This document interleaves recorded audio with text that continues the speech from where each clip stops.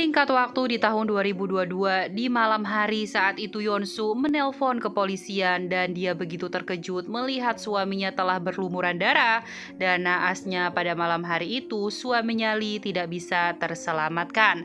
Keesokan harinya hari pemakaman pun telah tiba. Di sini Yeonsu hanya bisa menangis dan meratapi bahwa anaknya Sup tidak memiliki ayah lagi.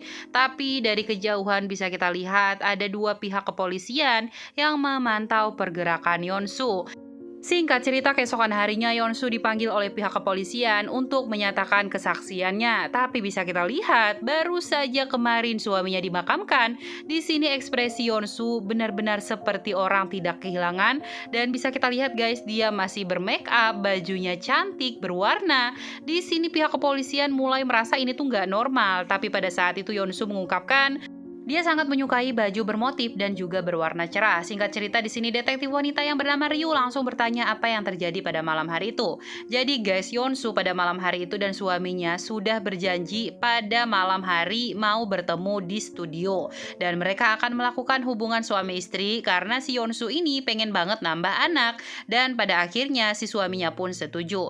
Tapi pada saat itu Yeonsu mengetahui ada salah satu junior dari suaminya, kita sebut saja Putri, sehingga ke studio dan dia sempat jengkel gitu kan. Padahal mereka udah berjanji jauh-jauh hari agar nggak ada orang siapapun yang masuk ke studio. Tapi sayangnya suaminya mengingkari. Tapi nggak ada masalah setelah itu guys. Setelah si Yeonsu memasuki ruangan dan disitulah dia begitu terkejut karena dia melihat suaminya sudah tergeletak dan pada saat itu ada satu bilah pisau yang sudah tertusuk di leher suaminya. Dan pada saat itu juga Yeonsu mengungkapkan sebelum dia memasuki studio suaminya, dia sempat melihat ada seorang wanita bertudung hitam, tapi dia nggak nampak dengan jelas dan Yeonsu juga sempat menggambarkannya.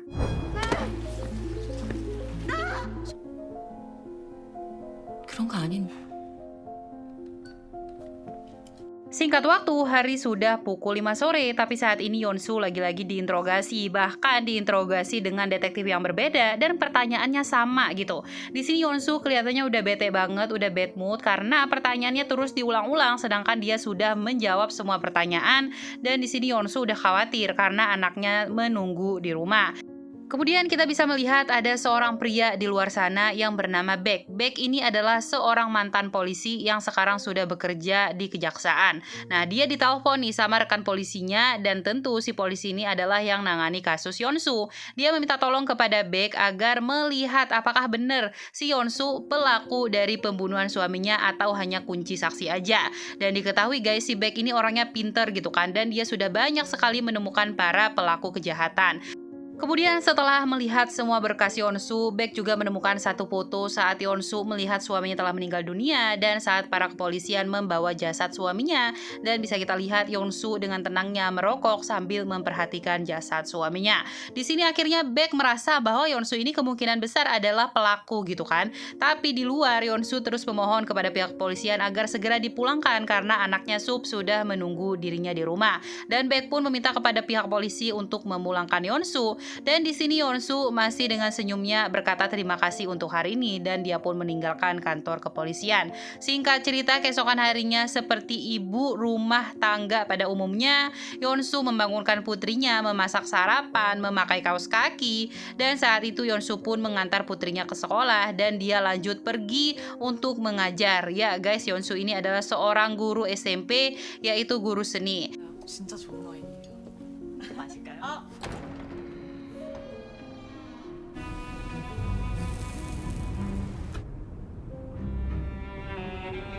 Singkat waktu bisa kita lihat di sini Baek membuntuti Yeonsu, bahkan dia mengikuti bagaimana kebiasaan Yeonsu yang merokok di mobil, kemudian membuang puntung rokoknya sebelum menjemput anaknya Sup dari sekolah. Pada malam harinya Baek lagi-lagi masih membuntuti Yeonsu, apa yang dia lakukan di rumahnya, dan saat itu Baek melihat Yeonsu tengah memotret barang-barang peninggalan suaminya, dan benar saja Yeonsu menguploadnya dijual beli online, dan saat itu Yeonsu nggak menjual guys, melainkan hanya memberi saja.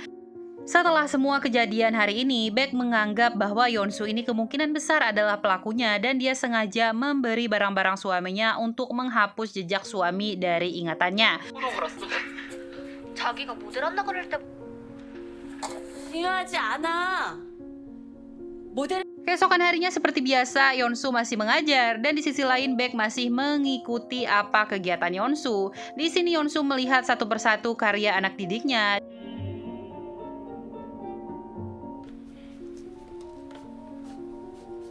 Baek sudah memasuki ruang kelas Yeonsu, bahkan dia menemukan satu buah struk yaitu pembelian larutan Etsa dan di sini Baek segera pergi. Tapi di luar saat itu Yeonsu mau memasuki kelas dan di sini Yeonsu mengira bahwa Baek ini adalah salah satu wali murid dan dia nggak menaruh kecurigaan sama sekali. Singkat cerita di kantor kepolisian bisa kita lihat di sini Putri sudah dipanggil dan saat itu polisi langsung menginterogasi. Polisi mengungkapkan apakah benar Putri yang ngebunuh Lee, tapi di sini Putri menjawab dia tidak membunuh Lee. Bahkan dia sempat syok kenapa ini bisa terjadi dengan Lee.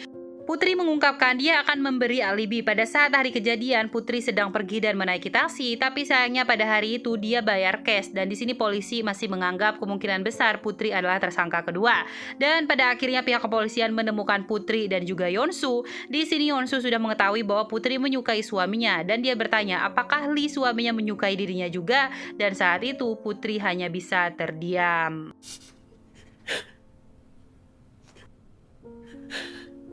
키티 좋아해. Baek akhirnya memutuskan untuk pergi ke TKP pembunuhan Lee. Di sini dia langsung melihat sekeliling dan ada fakta yang sangat mengejutkan guys. Ternyata jasad Lee dan juga barang yang ada di TKP dipenuhi larutan Etsa. Oleh karena itulah saat Baek menemukan struk di meja kerja Yeonsu, dia begitu terkejut dan pada saat itu Baek juga mengetahui bahwa Yeonsu ingin pergi sebentar ke studio suaminya tapi masih dilarang oleh pihak kepolisian. Itulah sebabnya kenapa Baek kembali lagi ke TKP.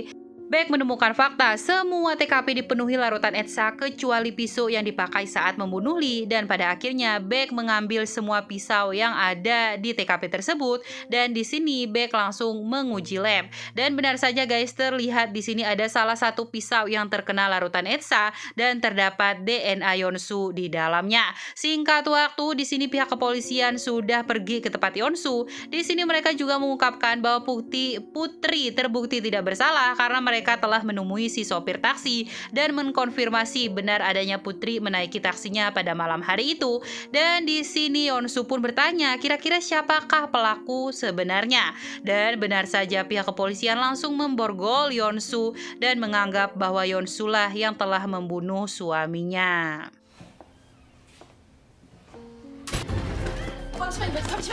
잠시만요. Di penjara Yeonsu dihampiri oleh sahabatnya dan pada saat itu si sahabat meminta agar Yeonsu segera menyewa pengacara dan membuktikan bahwa dirinya tidak bersalah. Tapi sayangnya Yeonsu menolak dan menganggap itu terlalu mahal. Dan di sini Yeonsu meminta tolong kepada sahabatnya agar menjaga anaknya Sup. Di lain sisi, Baek tengah menonton video rekaman Yeonsu dan suaminya. Di sini Yeonsu terlihat marah karena si suami masih tidak mau menambah anak, sedangkan Yeonsu kepengen gitu kan. Dan terlihat di situ Yeonsu juga sempat mengacungkan sebuah gunting. 안 하겠다고. 예.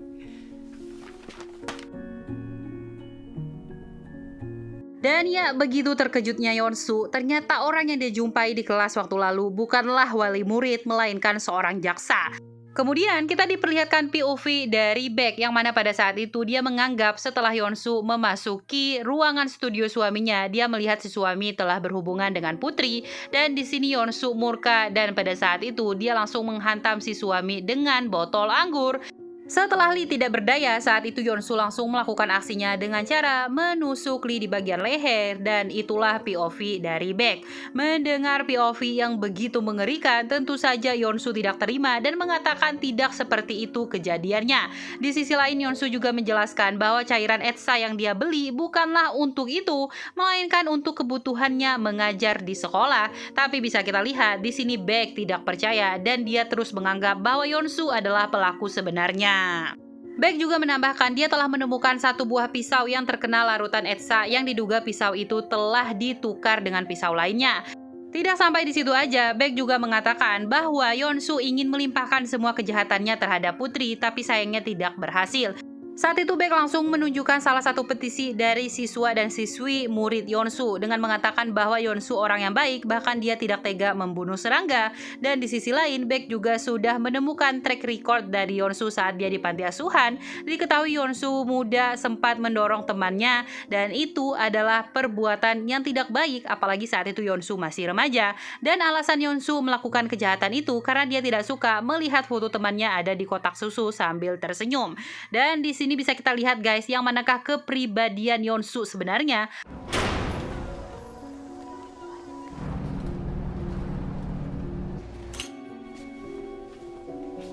나섭니다. 선생이라 들었는데 연신이 많네요. 정지.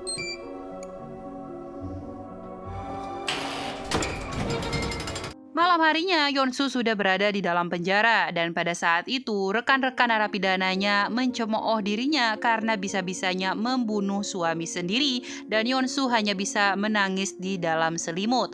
Di sisi lain, Baek lagi-lagi dipuji oleh atasannya karena dia bisa menemukan satu penjahat lagi dan di sini Baek hanya bisa tersipu malu atas pujian tersebut. Kemudian di sisi lain ada video Yeonsu yang sudah tersebar saat dirinya meminta berhubungan suami istri kepada suaminya Lee, tapi lagi-lagi suaminya menolak dengan alasan bahwa dia sedang lelah. Di sini Yeonsu terlihat bete dan pada saat itu Yeonsu sempat mengeluarkan satu kata, "Apa aku bunuh saja dia?" Dan satu video tersebut sudah tersebar ke seluruh Korea, bahkan orang-orang saat ini sudah yakin bahwa Yeonsu lah pelakunya. Di sisi lain, Yeonsu telah mendengar kabar tersebut, dia begitu kecewa, begitu marah, bahkan sempat melukai dirinya sendiri, tapi pengacaranya berkata bahwa Yeonsu harus mengingat putrinya Sup. Lalu kita diperlihatkan di saat hari kejadian. Siang hari Yeonsu menelpon suaminya Lee dan berkata bahwa mereka akan melakukan hubungan suami istri pada malam hari ini dan Lee diminta untuk bersiap-siap. Tapi di tengah telepon Yeonsu mendengar suara wanita dan itu adalah putri, tapi Yeonsu mengabaikan perasaannya. Kemudian Yeonsu sempat singgah dulu untuk membeli satu wine dan dia langsung pergi. Dan saat malam hari itu hujan pun turun dan di mobil Yeonsu melihat ada seorang wanita misterius yang memakai kerudung atau jaket keluar dari studio suaminya. Dan benar adanya guys semua pernyataan Yeonsu di awal film bahwa dia tidak membunuh suaminya dan dia melihat ada seorang wanita misterius. Dan seperti kalian ketahui selanjutnya Yeonsu memasuki studio dan menemukan suaminya telah tergeletak bersimbah darah. A씨에게 1심 법원이 무기징역을 결백을 주장했지만 재판부는 누가 내려진 직후 자신의 혐의를 완강히 Dan siapakah wanita misterius ini? Terlihat para pemilik rumah telah meninggal dunia dan si wanita juga sempat mengirimkan pesan ke anak si pemilik rumah. Di sini wanita misterius juga melihat berita tentang Yeonsu dan pada saat itu dia langsung membuka wignya dan hanya tersenyum ke arah kamera.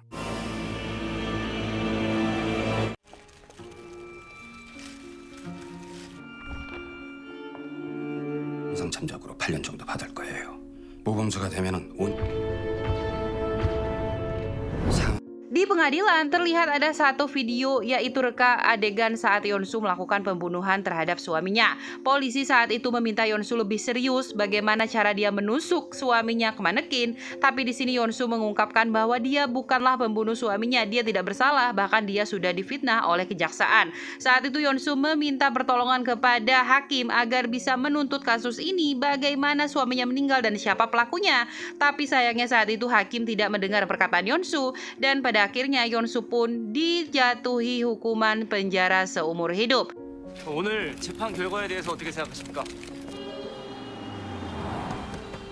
돌아오지 못하니까요. 대신 피고인은 감옥에서 평생 죄.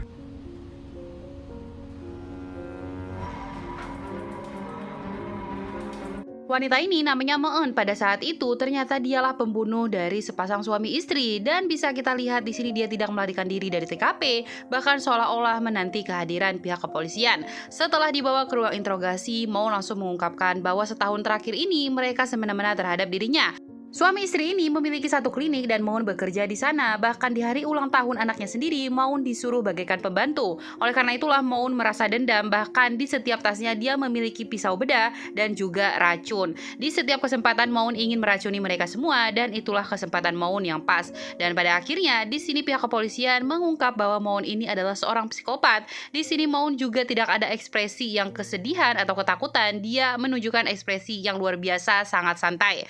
Polisi tidak sanggup menangani interogasi Moon. Mereka akhirnya memanggil seorang dokter ahli. Saat itu dokter langsung menanyakan apakah Moon menyaksikan bagaimana mereka ini sebelum mati. Moon menjawab iya. Moon sangat menikmati saat mereka ini kesakitan. Bahkan Moon mendeskripsikan suami istri tersebut bagaikan seekor ikan yang keluar dari air dan menggelepar kesakitan. Mendengar hal itu tentu saja sang dokter agak shock. Bahkan dokter mengucapkan apakah Moon menyukai seekor kucing. Moon menjawab iya. Dan bagaimana jika kucing tersebut disakiti tanpa alasan? Moon menjawab itu tidak boleh karena kucing tidak berakal. Nah, di sini si dokter bertanya kembali, dan kenapa Moon melakukan hal tersebut kepada sepasang suami istri itu? Moon mengungkapkan karena mereka berakal, karena mereka seorang manusia. 너도 그 벌을 받는 거고. 안현수. 4번 접수. Yeonsu menerima kabar dari temannya bahwa saat ini dia tidak bisa lagi mengurus Sup karena anaknya telah mengetahui bahwa ayah Sup dibunuh oleh ibunya sendiri. Saat itu Yeonsu begitu terkejut karena begitu teganya temannya menitipkan Yeonsu ke panti asuhan. Teman yang bernama Moonjun ini hanya bisa menangis dan meminta maaf kepada Yeonsu. Singkat waktu akhirnya Yeonsu kembali lagi ke sel tahanannya. Di sini Yeonsu menangis sejadi-jadinya, tapi ada salah satu tahanan yang begitu resek, bahkan dia sempat memaki-maki Yeonsu, bisa-bisanya menangis setelah membunuh suaminya, dan pada akhirnya pertengkaran pun terjadi.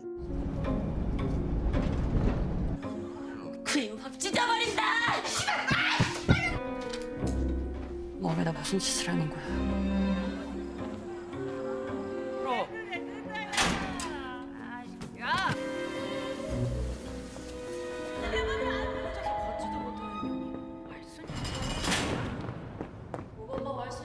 Yeonsu pun terluka. Pada saat itu dokter mengungkapkan bahwa Yeonsu tidak dipukul oleh si ibu-ibu resek tadi, melainkan dia melukai dirinya sendiri dan membenturkan kepalanya ke dinding. Mendengar hal itu, tentu saja para sipir agak khawatir karena takut Yeonsu bertindak lebih jauh.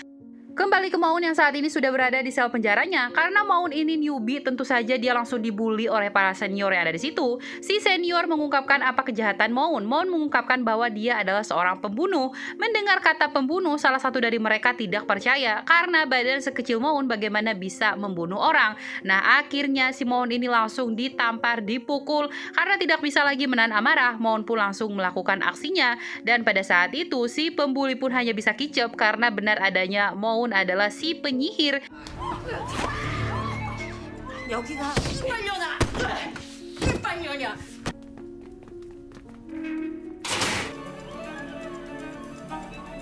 어떻게...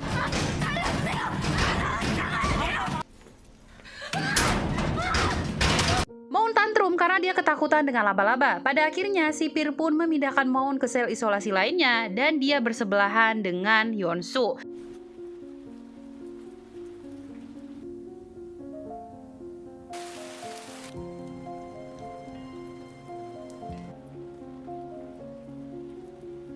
Benar sekali, Moon tidak takut tekan laba-laba, melainkan itu hanyalah modus agar bisa bersebelahan dengan Yeonsu. Saat itu, Moon langsung memperkenalkan dirinya bahwa dia adalah si penyihir karena telah membunuh sepasang suami istri. Di sini Moon langsung membuat kesepakatan dengan Yeonsu. Apakah Yeonsu ingin bebas karena dia melihat di TV bahwa Yeonsu berteriak dirinya tidak bersalah. Oleh karena itulah, Moon akan membebaskan Yeonsu dari penjara ini, tapi tentu itu tidak gratis, guys. Melainkan dengan satu syarat bahwa Yeonsu harus membunuh anak dari sepasang suami istri yang telah dia habisi, karena pada saat itu Moon tidak sempat membunuh anak laki-laki itu.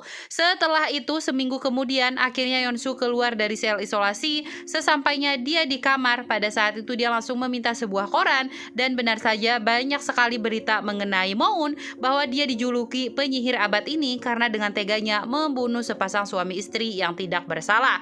Di sini akhirnya Yeonsu pun memikirkan secara matang-matang apakah dia mau menerima tawaran dari Moon. 살인사건은 변호인 없이 재판 못하는 장재 2784 현장에서 체포됐고 또 범행도 본인이 다 인정을 했고 Kembali kepada Moon yang saat ini dihampiri pengacaranya. Pengacara mengungkapkan bahwa dia tidak bisa melakukan banyak terhadap Moon karena kasusnya ini benar-benar udah pure salah banget, apalagi saat itu Moon ditemukan ada di TKP. Oleh karena itulah paling si pengacara meminta keringanan hukuman, tapi Moon mengungkapkan pengacaranya nggak usah berbuat apa-apa, cukup duduk aja di sampingnya dan melihat bagaimana persidangan ke depannya.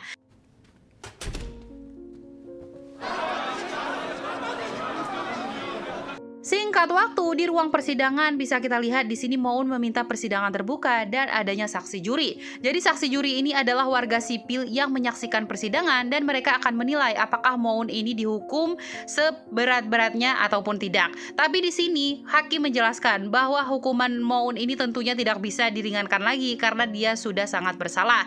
Dan pada akhirnya Moon pun berdiri memberikan kesaksian. Disinilah gong terjadi. Moon mengungkapkan bahwa dia telah membunuh suami dari Yeonsu. Dan di sini Moon mengungkapkan dia tidak suka jika ibu guru Yeonsu harus dipenjara oleh perbuatannya karena pada saat itu Moon merasa dia adalah psikopat dan semua mahakaryanya harus ditunjukkan kepada dirinya. 보니까 날 대신에 잡혀온 사람이 있더라고요.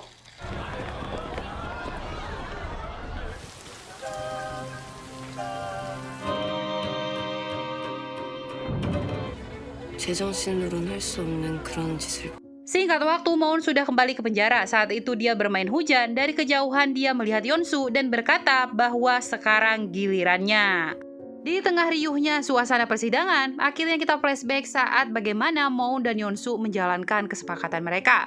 Moon mengungkapkan dia akan mengakui semua kesalahannya karena telah membunuh suami Yeonsu di persidangannya nanti.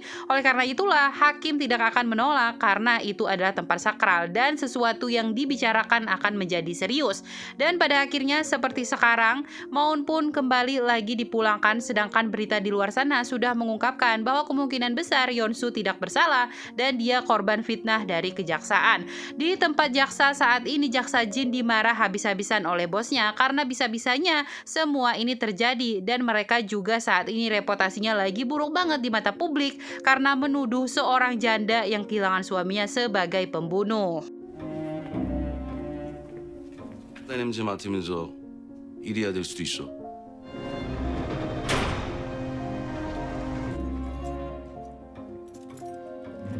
Disinilah mereka berdua sekarang di satu bus dan mereka akan pergi ke pengadilan. Saat itu Moon terus memprovokasi Yeonsu dengan mengatakan begitu sayangnya wanita ini telah ditinggal suami, bahkan dia juga difitnah telah membunuh suaminya.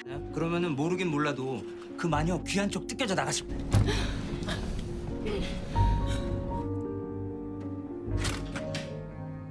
Disinilah Moon sekarang, dia langsung diinterogasi oleh jaksa Jin. Jaksa Jin berkata bahwa Moon harus membuktikan bahwa dia adalah pelaku pembunuhan. Di sisi lain, Yeonsu juga diinterogasi, tapi dia hanya diam. Dia menggunakan hak diamnya sebelum dia menyewa pengacara. Walaupun pada saat itu terus ditanya, Yeonsu tetap diam dan tidak ada komentar apapun. Kita kembali lagi kepada Moon. Saat itu Moon langsung ditanya, kenapa kamu dengan percaya diri bahwa telah membunuh suami dari ibu Yeonsu? Dan pada akhirnya Moon pun menceritakan hari kejadian. Pada malam hari itu, Moon menemukan satu toko seni. Dia memasukinya dan melihat ada seorang pria. Karena pria ini cukup besar dan Moon tidak mungkin langsung memukul atau menancapkan sebilah pisau ke lehernya, tentu saja si pria akan melawan. Oleh karena itulah, Moon langsung mengambil satu botol anggur dan memukul di belakang kepalanya. Setelah si pria tidak sadarkan diri, dia jatuh pingsan. Barulah Moon melakukan aksinya dengan cara menusuk bagian leher. Dan saat itu Moon juga menyembunyikan pisau sebenarnya dan mengganti dengan pisau ukir lainnya. Moon juga bisa mengingat dengan baik bagaimana denah di lokasi tersebut, mulai dari di mana lorong mesin, meja makan, bahkan sofa. Moon juga sempat menggambarnya dan di sini keanehan terjadi. Jaksa Jin mengungkapkan tidak mungkin Moon bisa mengingat sedetail itu, seolah-olah Moon ini emang udah menghafal teks tersebut. Pada akhirnya Moon hanya bisa terdiam dan mengatakan bahwa imajinasinya cukup kuat untuk mengingat hal di sekitarnya. Singkat cerita, pada saat ini Jaksa Jin langsung berbicara dengan bosnya dengan mengungkapkan ini tidak mungkin, pasti mereka mereka berdua sudah bersekongkol untuk bekerja sama. Saat itu Jaksa Jin langsung meminta surat geledah untuk pergi ke penjara, dan pada akhirnya Jaksa Jin juga sudah menerima informasi bahwa Moon dan juga Yeonsu pernah satu sel isolasi bersebelahan. Saat itu Jaksa Jin langsung masuk dan menyuruh teman jaksanya lain di sebelah dan berbicara. Tapi tentu saja nggak bisa guys, karena ruangan isolasi tentu kedap suara dan tidak bisa terdengar ke ruangan sebelahnya. Si teman sudah berteriak beberapa kali tapi Jaksa Jin juga masih belum mendengar. Saat itu Jaksa Jin mendengar suara temannya, tapi tentu saja dalam kondisi berteriak, dan itu pasti didengar oleh sipir yang berjaga di luar. Dan pada akhirnya Jaksa Jin pun nihil menemukan sesuatu di ruang isolasi tersebut. Karena tidak mau pulang-pulang dengan tangan kosong, Jaksa Jin pergi ke kamar penjara Yeonsu. Dia langsung menggeledah semua barang di situ. Bahkan tanpa ampun, Jaksa Jin juga meminta agar mereka melepaskan semua pakaiannya. Entah apa ini maksudnya, tapi nggak tahu lah guys. Dan pada akhirnya nggak ada sesuatu keanehan. Di sini Yeonsu benar-benar murka dengan Jaksa Jin karena seolah-olah mereka ini tuh rendah banget dipandang. Dan benar sekali dugaan kalian, Yeonsu dengan sengaja menggigit Moon sewaktu di bus agar ada sebuah video yang membuktikan bahwa mereka tidak bekerja sama satu sama lain. Setelah Jaksa Jin pergi, di sini mereka langsung marah-marah karena semua barang yang ada di penjara diberantakin.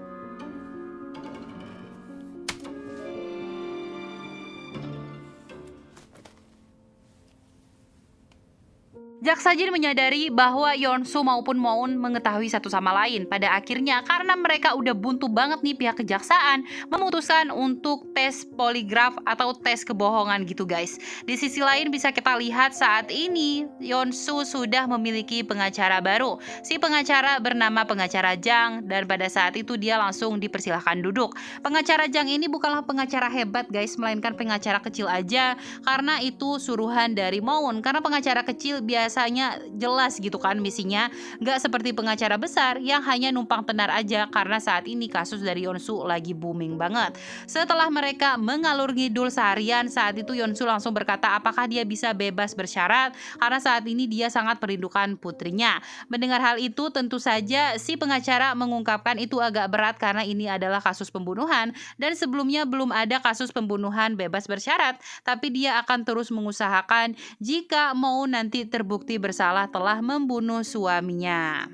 Di lain tempat, kita kembali lagi kepada Moon yang saat ini sudah dipasangkan alat pendeteksi kebohongan. Moon langsung ditanya, apakah nama kamu Moon? Tentu Moon langsung menjawab iya.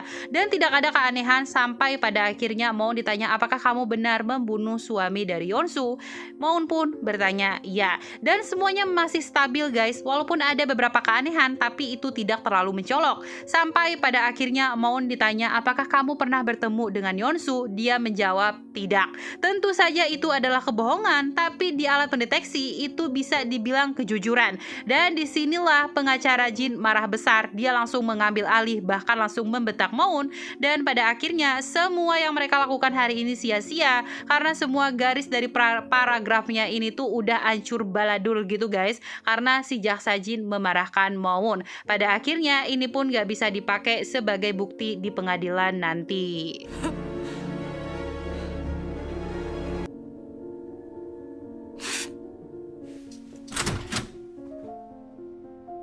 오늘 검사에서 가장 안정적인 구간이 어떤 대답이었는지 Berita di televisi saat ini memojokkan para jaksa. Bahkan ada kontroversi besar di mana para jaksa memaksa para narapidana membuka baju, dan tentu itu adalah Yeonsu. Saat ini pengacara dari Yeonsu juga berada di salah satu stasiun televisi. Dia mengungkapkan kliennya saat ini benar-benar sudah sangat dimanipulasi. Bahkan dengan teganya, dia juga sudah dipisahkan dengan putrinya sendiri. Kliennya memang suka seni, dia menyukai hal-hal yang vulgar, tapi bukan berarti dia tega membunuh suaminya. Saat ini, opini publik sudah kembali lagi kepada Yeonsu, bahkan sudah menyerang pihak kejaksaan, dan mau tidak mau, pihak kejaksaan pun memutuskan untuk membebas syaratkan Yeonsu. Dan disinilah Yeonsu sekarang, dia sudah keluar dari penjara, banyak sekali wartawan yang berada di luar, dan pada akhirnya Yeonsu pun bisa memeluk putri kesayangannya Sup. 그게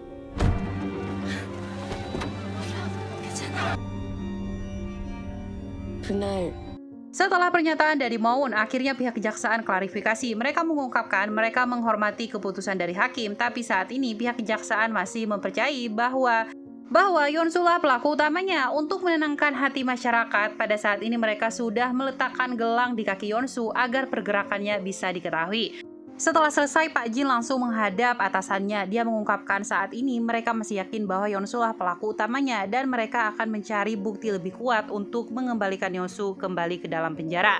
Disinilah Yonsu sekarang. Pada saat itu dia diantar oleh pengacara dan di sini banyak sekali surat cinta dari masyarakat yang menerima Yonsu kembali.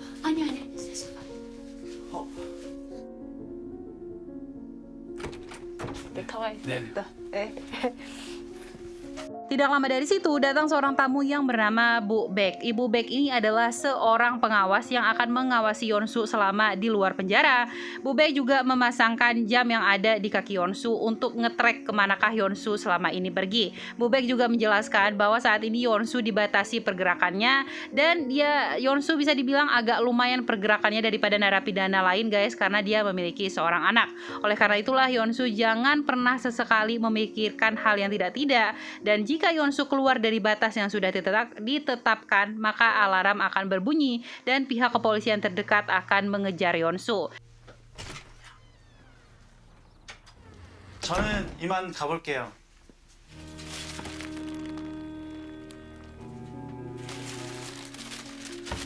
Di penjara, Moon minta tolong agar diberi obat dan juga koran terupdate pada sore hari ini. Dan bisa kita lihat guys, ekspresi dari si ibu penjaga sipir agak ketakutan karena si Moon ini terkenal akan kepsikopatannya.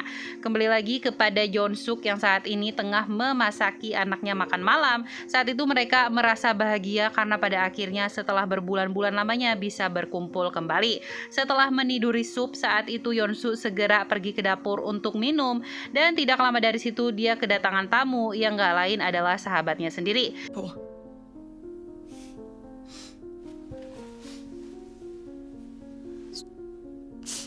맥주는 Setelah berbaikan satu sama lain, akhirnya mereka menghabiskan malam di luar rumah. Saat itu Moonjun mengungkapkan dia harus segera pulang karena taksi pesanannya sudah sampai. Sesampainya di dalam rumah, Yonsu langsung berbaring di atas kasur, tapi pada saat itu dia langsung teringat dengan perkataan Moon bahwa sekarang gilirannya. Di sini akhirnya Yonsu mencari tahu siapakah anak dari sepasang suami istri yang telah Moon bunuh, dan dia telah menemukan bahwa nama si anak kita sebut aja Putra ya guys.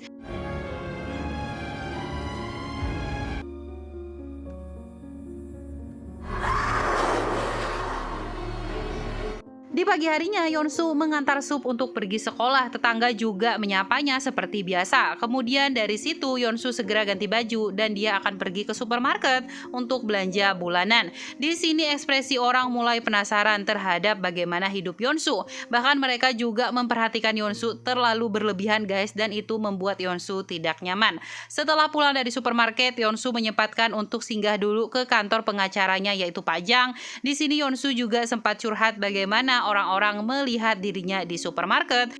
Kemudian kita kembali lagi kepada Moon yang saat ini masih meminta obat dan dia langsung meminum di depan ibu sipir. Saat itu Moon langsung menelan obatnya dan ternyata obatnya nggak ditelan guys, melainkan dilepeh, dan Moon menyimpan obat tersebut entah untuk apa ke depannya. Singkat waktu kembali lagi kepada Yonsu yang saat ini bertemu dengan Jaksa Jin. Jaksa Jin meminta Yonsu agar mau makan siang bersamanya. Kemudian mereka mengalor ngidul. Jaksa Jin juga mengatakan bahwa saat ini mereka tidak menyerah untuk mencari bukti bahwa sesungguhnya Yonsulah pelaku utama dari pembunuhan suaminya. Mendengar hal itu tentu saja Yonsu merasa agak muak ya, selalu dituduh, dan pada akhirnya Yonsu pun segera pergi dari tempat tersebut. 근데 만만치 않을 겁니다. 예, 뭐 왜 날 변호하겠다고 나서는 거예요? Pria ini adalah pengacara Choi. Dia adalah pengacara yang akan mewakili kasus Moon. Awalnya Moon agak terkejut karena Pak Choi ini adalah jaksa yang begitu besar di Korea. Dan saat itu Moon juga merasa mungkin ada sesuatu yang diinginkan oleh Pak Choi. Tapi Pak Choi mengungkapkan bahwa dia sengaja mewakili Moon karena semua penjahat itu adalah manusia dan wajib dibela. Dan pada akhirnya mereka pun ngalur ngidul bersama-sama. Saat itu Pak Choi mengungkapkan bahwa dia akan berusaha sekuat mungkin untuk meringankan ringan dari masa hukuman Moon. Tapi saat itu Moon menolak dan dia ya apa adanya aja lah, hakim mau jatuhin dia hukuman seumur hidup maupun mati dia terima-terima aja.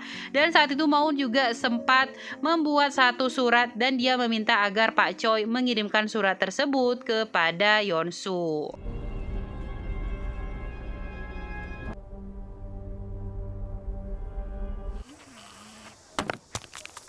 니 거기 앉으면 안 되는데.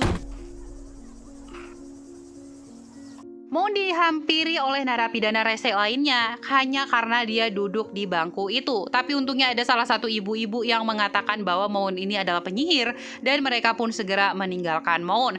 Di sisi lain, Yeonsu terus mengintai bagaimanakah pergerakan dari rumah Pak Sutri yang telah Moon bunuh. Saat itu dia mengecek, bahkan dia juga sempat telat menjemput Sup di sekolah. 집에 가는 거지. 네. 힘없고 가난하다고 경찰들도 외면한 Keesokan harinya, Pak Jang menelpon Yeonsu agar segera ke kantornya karena mereka akan bertemu dengan Pak Choi, yaitu pengacara dari Moon. Di sini Pak Choi menyampaikan pesan dari Moon bahwa dia menitipkan surat dan saat itu Yeonsu pun menerima suratnya. Saat Yeonsu ingin pergi, dia melihat ada seseorang yang terus mengawasinya, bahkan juga sempat memotretnya. Sesampainya di rumah, Yeonsu membaca surat dari Moon. Moon mengingatkan atau menegaskan kembali bahwa Yeonsu jangan terlalu terlena dengan kehidupan di luar dan dia meminta agar segera membunuh si putra. Dan di sini pada akhirnya Yeonsu pun memutuskan untuk pergi ke rumah itu dan putra membuka pintu dan yang terjadi selanjutnya adalah 누구세요?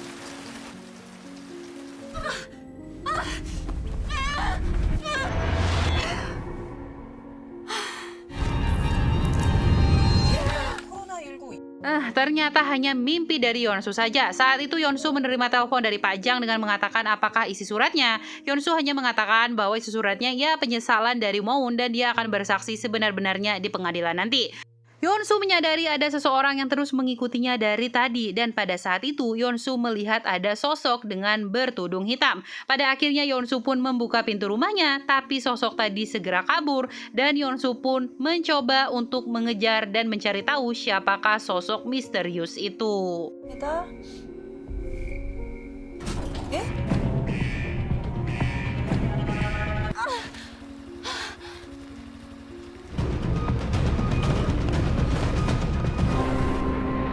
근데요, 언니. Di penjara, salah satu sipir menyadari bahwa Moon telah menghilang dari sel isolasinya. Saat itu bel darurat dibunyikan dan apakah wanita tadi adalah Moon? Kepala sipir langsung segera pergi ke tempat isolasi Moon. Saat itu dia hanya menemukan satu buah koran dengan lingkaran merah, yaitu foto Pak Jang dan juga Yeonsu. Kembali lagi kepada Yeonsu yang saat ini sudah ditangkap oleh pihak kepolisian. Yeonsu terus meminta tolong agar dia dilepaskan, bahkan dia juga sempat meraung agar bisa menangkap siapakah sosok berjubah hitam tadi.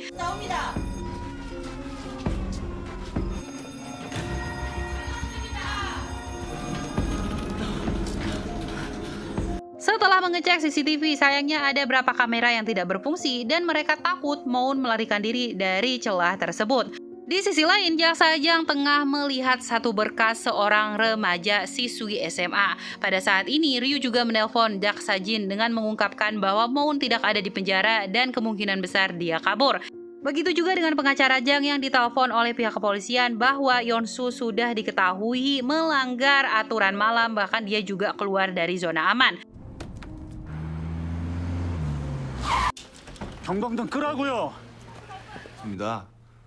이게 그렇게 Di rumah sakit, salah satu polisi ingin melaporkan Yeonsu karena pada saat itu dia diketahui melawan bahkan sempat mencederai lengannya. Mendengar hal itu, tentu saja Pak Jang tidak terima karena bisa-bisanya kliennya dianggap seperti seorang kriminal.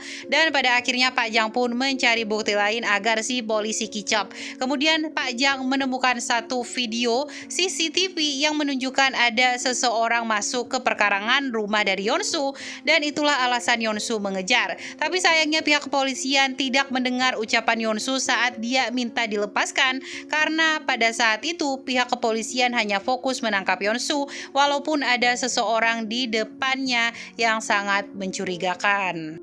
Setelah mendengar itu, tentu saja polisi menarik ucapannya dan mereka pun segera pergi. Saat ini Yeonsu merasa sudah baikan dan dia meminta izin segera pulang karena tidak mau berlama-lama di rumah sakit. 그때 사무실로 오세요. 아니요, 저 그날 갈게요. Saat di jalan pulang, mereka berpasan dengan Jaksa Jin. Jaksa Jin langsung menunjukkan bahwa saat ini Moon telah menghilang dari penjara dan kemungkinan besar orang yang Yeonsu kejar adalah Moon. Tapi di sini Yeonsu tidak banyak komen, dia langsung pergi dan meninggalkan Jaksa Jin. 뭔지 궁금했어요. Di penjara untungnya mereka sudah berhasil menemukan Moon yang saat ini terbaring lemah di rumah sakit penjara. Pada akhirnya di sini Yeonsu juga sudah mengetahui Moon pergi dan kabur dan dia bersusah payah terus menggambar siapakah orang yang bertudung hitam yang terus mengikutinya dari kemarin. Dan pada akhirnya di sini ada beberapa sketsa wajah tapi tidak ada satupun yang terlihat mirip dengan Moon. Yeonsu lagi-lagi memikirkan perkataan Moon. Moon mengungkapkan bahwa Yeonsu harus membunuh putra sebelum sidang perbandingannya dimulai dan jika tidak dia akan menarik semua ucapannya. Memikirkan itu saja sudah membuat Yeonsu sangat stres. 407번 홍거실로 이동합니다. 그럼요. 자기 자식을 위해 사람들이랑 섞여 있는 거 괜찮겠어? 여기 건물대 쓰면 돼요. 아침에 막 다. Setelah terbebas dari sel isolasi, pada akhirnya Moon kembali lagi ke sel umum dan berbaur dengan narapidana lainnya. Di sini Wolsun langsung menghampiri Moon dengan mengatakan bahwa kamu sangat cantik agar bisa mengambil hati dari Moon tentunya. Dan pada saat itu Moon bodoh amat. Kembali lagi kepada Jaksa Jin yang saat ini terus melihat rekaman CCTV pada malam hari saat Yeonsu kabur. Dan di sini benar adanya seorang wanita ataupun pria misterius yang memakai tudung hitam dan saat ini Jaksa Jin juga sudah mulai goyah dengan keyakinannya dan menganggap bahwa perkataan dari Yeonsu benar adanya tentang si wanita atau pria misterius tersebut. 괜찮아요. 치거나 뭐 정신 나간 사이버 레카일 수 있. 이렇게까지 준비를 하냐는 거예요. 그냥 단순히 Disinilah Yeonsu sekarang dia pergi ke studio tempat suaminya. Pada saat itu dia langsung memasuki ruangan. Yeonsu langsung melihat bekas di mana suaminya tergeletak dan meninggal dunia. Di sini Yeonsu ingin mencari bukti lainnya yang bisa membebaskan dia dari tuduhan. 우리 가족 먹여 살리느라고.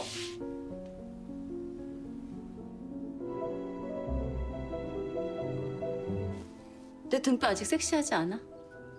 Setelah mengingat kenangan lama, tiba-tiba Yeonsu memikirkan Putri. Saat itu dia langsung menelpon Putri, tapi sayangnya nomor handphonenya tidak aktif. Dan akhirnya Yeonsu pun memutuskan untuk pergi ke apartemennya Putri. Setelah dibel beberapa kali, tidak ada sautan. Dan di sini tetangga dari Putri mengungkapkan bahwa dia sudah lama pergi. Dan terakhir dia melihat Putri menggerek koper yang sangat besar. Lalu di penjara, Moon dihampiri Jaksa Jin dan juga pengacaranya. Saat itu Jaksa Jin tanpa basa-basi mengungkapkan bahwa Yeonsu kemarin malam ketahuan melanggar aturan dan dia mengejar seseorang yang berkerudung hitam. Pada saat itu Jaksa Jin langsung memojokkan Moon apakah itu dirinya karena semalam Moon juga diketahui menghilang dan tiba-tiba sudah ada di rumah sakit penjara. Oleh karena itulah di sini mereka semua ada kecocokan, tapi untungnya saat itu pengacara dari Moon langsung membela kliennya dan meminta agar Jaksa Jin jangan terlalu berlebihan dan Jaksa Jin pun segera pergi. 능력이 풍부하시네요. 물론 뭐 그건 아니지만요. 어차피 오늘은 치과 의사 부부만 다루는 재판. 왜 방으로? Lalu sidang kedua Moon pun segera dimulai. Saat ini bisa kita lihat banyak sekali wartawan yang datang. Bahkan saat itu pengacara Choi meminta agar Moon mengganti pakaiannya karena pakaiannya terlihat sangat lusuh. Tapi Moon menolak. Singkat cerita, waktu sidang pun segera dimulai. Jaksa Jin juga sudah ada di dalam ruangan. Banyak juga wartawan yang ada di sini. Bahkan ruangan dibagi menjadi dua. Perwakilan dari keluarga korban juga datang. Dan di sini kelihatannya Moon mencari seseorang yang gak lain tentu aja itu adalah Yeonsu. Singkat cerita, hakim datang pada saat itu, sidang pun segera dibuka. Di sini pengacara langsung membela, baik jaksa langsung menyerang. Tapi pada saat itu ada sesuatu yang aneh dari Moon. Dia berbicara ke arah kamera dan terus mengatakan hal yang berulang. Pada saat itu jaksa Jin melihat keanehan dari kejauhan dan dia meminta persidangan di stop dulu.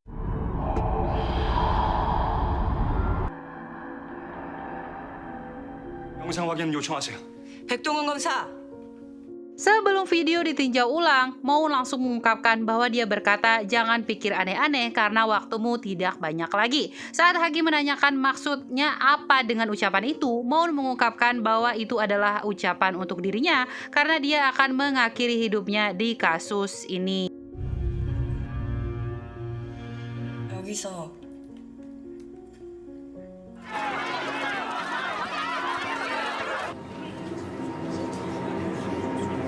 Setelah persidangan selesai, banyak sekali wartawan yang mengerumuni Moon. Bahkan saat itu keluarga korban mengatakan semoga Moon menepati semua ucapannya di persidangan tadi. Dan Moon pun segera masuk ke dalam bus. Singkat cerita, disinilah Yeonsu sekarang. Pada saat itu Yeonsu langsung mengikuti pergerakan Putra karena dia tidak mau lagi berlama-lama untuk membunuh Putra. Di sini Yeonsu terus mengikuti kemana Putra berada, dia ngapain aja. Bahkan di jam-jam tertentu, Yeonsu sudah mencatat semua kegiatan Putra. 야, 지금 던지는 애부터. 야, 한 번에 오는데? 야, 잠자라고. 야, 계속.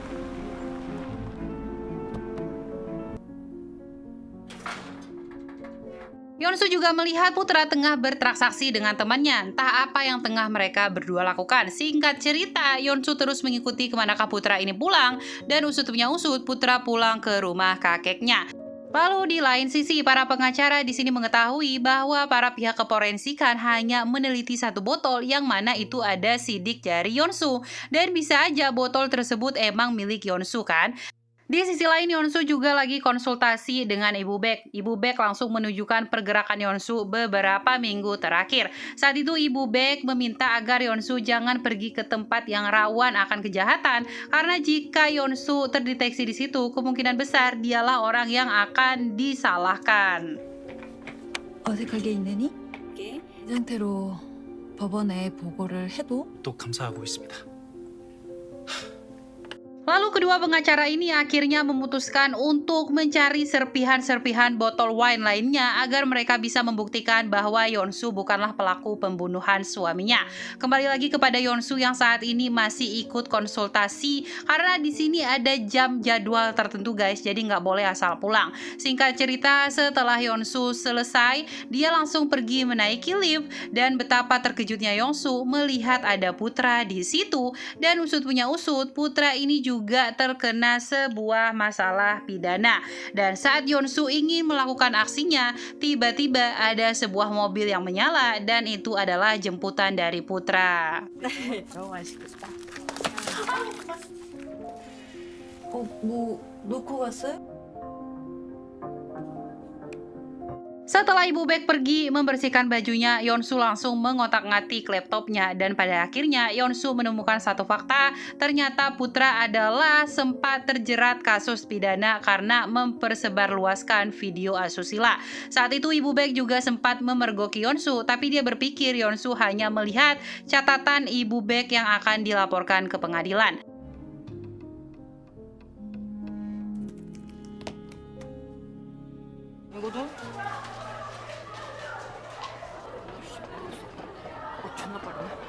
Wolsun terus mengikuti Moon dimanapun dia pergi karena itu adalah perintah dari kepala sipir. Saat itu Moon ingin pergi ke toilet karena dia kebelet pipis dan tentu Wolsun tidak mau pergi. Di sini Moon ditemani oleh seorang sipir wanita. Di sini si sipir juga kelihatannya takut sekali dengan Moon dan tiba-tiba ada insiden di tempat nonton di mana ada sekelompok narapidana berkelahi. Dan pada saat itu semua sipir diminta untuk berkumpul di tempat nonton. Dan pada akhirnya Moon pun ditinggal sendiri di toilet dan saat dia keluar suasana sudah sepi dan dia melihat ada seorang narapidana lain yang disiksa oleh narapidana.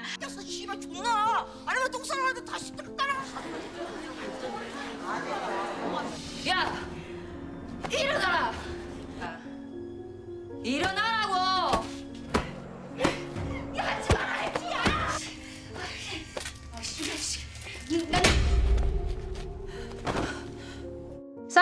Maun sudah ada di klinik penjara. Di sini narapidana yang dibully kita sebut saja Ayu langsung berterima kasih dan juga sempat memeluk Maun. Ayu juga sudah menjelaskan kepada kepala sipir bahwa Maunlah yang telah menyelamatkan hidupnya. Setelah itu kepala sipir langsung pergi sedangkan Maun masih dirawat. Di sini dokter langsung memberikannya obat pereda nyeri, tapi dokter merasa sangat-sangat penasaran kenapa Maun sangat mengetahui tindakan pertama yang dilakukannya, sedangkan itu masih belum terkenal di dunia medis. Pada saat itu dokter langsung berkata apakah Maun seorang perawat ataupun siswi kedokteran, tapi di sini Maun hanya terdiam.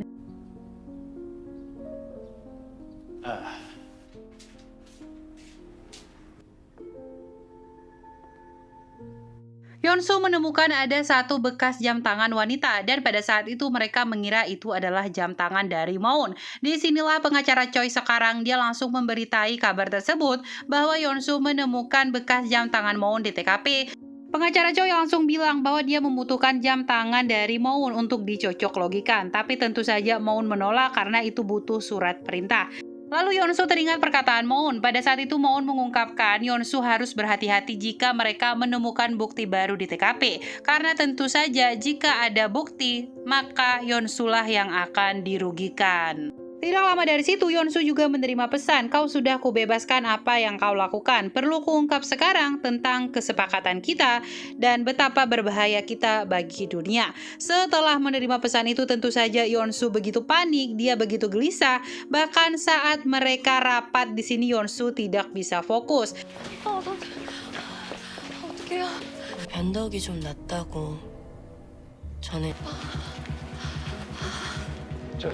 Yeonsu menerima telepon dari guru TK bahwa Sup menghilang dan pada saat itu Yeonsu segera pergi ke sebuah mall. Di sini Yeonsu terus memanggil nama putrinya, tapi sayangnya dia tidak berhasil menemukan Sup sampai pada akhirnya dia menemukan Sup sudah dibawa ke ruang informasi dan pada saat itu yang menemukan Sup adalah Ayu. Ya guys, Ayu sudah dibebaskan dari penjara. Saat itu Ayu mengungkapkan bahwa dia menerima pesan dari Maun bahwa Yeonsu harus segera membunuh putra.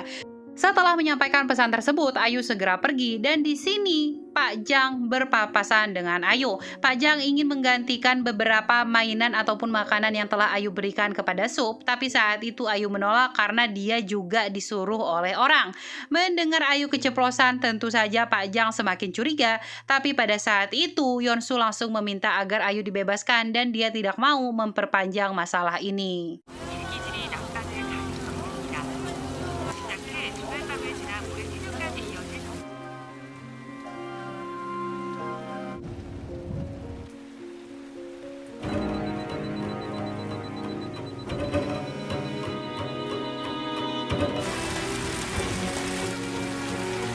Yeonsu segera bergegas pergi ke rumah putra setelah berhasil melepaskan jam yang ada di kakinya. Saat itu Yeonsu langsung berpura-pura sebagai agen gas. Di sini akhirnya putra percaya dan membuka pintu rumah. Setelah Yeonsu memasuki lift, dia langsung bertemu dengan putra. Yeonsu sudah mengganti pakaiannya. Saat itu Yeonsu melihat putra naik ke atas dan dia tengah fokus bermain game. Di sini Yeonsu harap-harap cemas apakah dia harus melakukan perbuatan keji itu. 목을 찌르는 게 제일 편해요. 엘리베이터.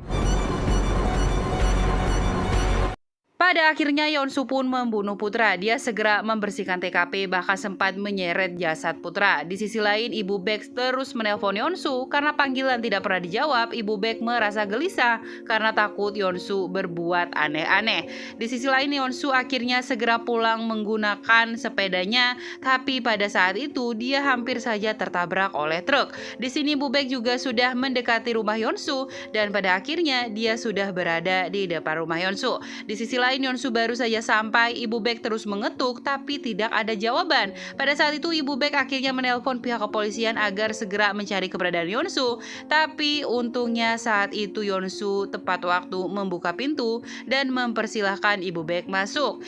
Ibu Baek begitu terkejut melihat seluruh tubuh Yeonsu penuh darah dan saat itu Yeonsu izin pamit ke kamar mandi dan benar saja guys, badan Yeonsu penuh luka. Di kamar mandi noda darah di mana-mana. Di luar Ibu Baek merasa curiga karena banyak sekali tetesan air di lantai. Ibu Baek langsung melihat seluruh rumah dan dia tidak melihat kejanggalan apapun. Setelah Yeonsu berhasil membersihkan dirinya dari kamar mandi, dia segera keluar.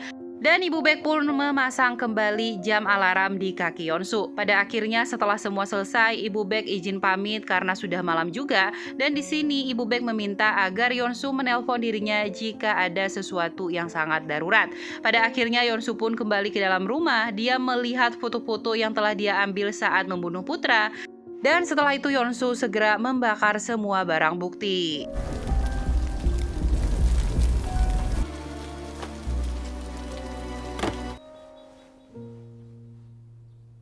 Pengacara Choi menerima satu surat dan pada saat itu dia langsung mengantar surat itu ke Moon. Di sini Moon langsung membuka berkasnya dan dia melihat ada foto putra yang telah meninggal dunia. Dan saat itu Moon dengan sangat tenangnya langsung memakan foto tersebut agar tidak dilihat oleh siapapun. Kemudian di sisi lain Yeonsu terus terpikir oleh putra karena dia merasa apakah ini perilaku yang sangat benar. Di sini Yeonsu merasa takut, bahkan dia juga sempat melihat beberapa kali berita apakah sudah ada informasi mengenai putra. Saat itu Yeonsu juga tidak jadi menjenguk anaknya dan dia kembali pulang. Kemudian kembali lagi kepada Moon yang saat ini sudah kembali lagi ke sel penjara. Di sini dia ditempatkan di sel penjara baru dan bertemu dengan salah satu napi remaja yang bernama, kita sebut saja siapa ya guys, Sri aja kali ya. Nah pada saat itu Sri langsung memperkenalkan dirinya karena dia ini adalah seorang junior tentu saja. Sri langsung dipermainkan oleh narapidana senior lainnya dan di sini Moon hanya bisa melihat karena Moon tidak suka anak seusia Sri karena dia menganggap anak usia Sri ini tuh rawan dan juga sangat munafik. 좀 멀리 갔다 오나. 그때 친구들이랑은 연락 안 합니다. 아니라고 보시는 이유가 있으세요? Kemudian kakek dari putra sudah melaporkan kehilangan cucunya. Saat itu dia mengatakan putra tidak bisa dihubungi. Bahkan si kakek sudah bertanya ke seluruh teman putra, tapi jawabannya nihil. Di sini kehilangan putra juga sudah didengar oleh jaksa Jin. Dia langsung mencari tahu kemanakah putra ini berada. Di penjara Moon saat ini didekati oleh Sri, tapi pada saat itu Sri langsung dihampiri narapidana lain dan dia lagi-lagi dibully tentunya.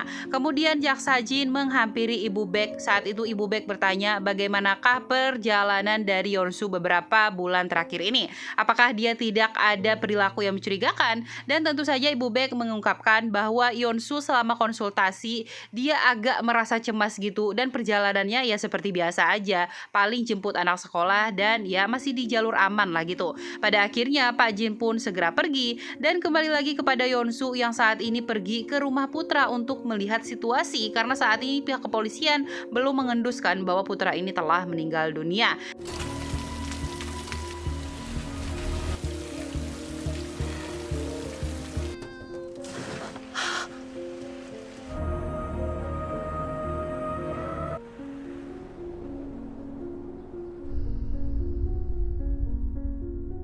Hal yang ditakuti Yeonsu pun telah terjadi. Saat ini berita kehilangan dari putra sudah tersebar, bahkan media di televisi juga menyiarkan. Moon juga sudah mengetahui bahwa putra ini telah menghilang dan pada saat ini ekspresi Moon seperti biasa datar aja. Saat itu Moon juga merasa aneh terhadap Sri karena seolah-olah dia sangat menyukai kehilangan dari putra. Di sisi lain Yeonsu terus mencari tahu kemanakah keberadaan putra sekarang dan juga berita apa yang terupdate di media sosial.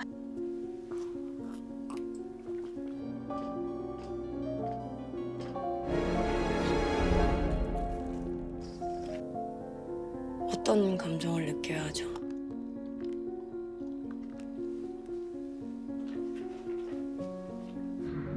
그 사람들 전부 천벌받는 거라고 생각해. 사실 언니가 죽인 사람들 알아. Moon overdosis dan sebelum dia pingsan, dia melihat bayang-bayang dari Sri yang mengatakan bahwa itu adalah hukuman dari Tuhan untuk putra. Dan saat ini Moon terbayang-bayang bagaimana kisah kelamnya di masa lalu dan pada akhirnya Moon pun sudah dibawa ke rumah sakit. 추가 피해가 없는지 확인하며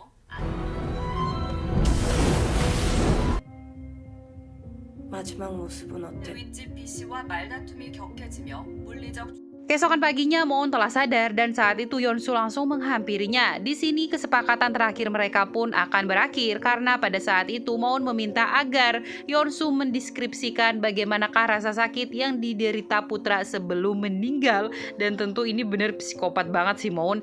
Yeonsu lalu bercerita pada saat itu dia langsung mencekik putra. Setelah putra lemas, Yeonsu pun akhirnya menikam putra. Tapi pada saat itu, Moon menemukan satu fakta bahwa cerita yang diceritakan Yeonsu adalah sebuah kepalsuan. Moon melihat satu foto yang telah diberikan oleh Yeonsu, dan itu adalah foto palsu, berbeda dengan foto yang diberikan oleh pengacara Choi. Dan pada akhirnya kita mengetahui guys, pada malam hari itu Yeonsu tidak pernah membunuh putra. Dia hanya merekayasa pembunuhan putra agar putra bisa selamat, dan jika dia tidak bisa membunuh putra, pasti Moon akan mengirim orang lain. Pada akhirnya Yeonsu pun terus merekayasa, dia melumurkan darah di tangannya ke leher putra dan segera memotret putra di bagian kanan, dan itu berbeda dengan foto yang diberikan oleh pengacara Choi. Pada akhirnya putra pun disembunyikan di satu basement dan Yeonsu akan segera kembali 1 minggu kemudian.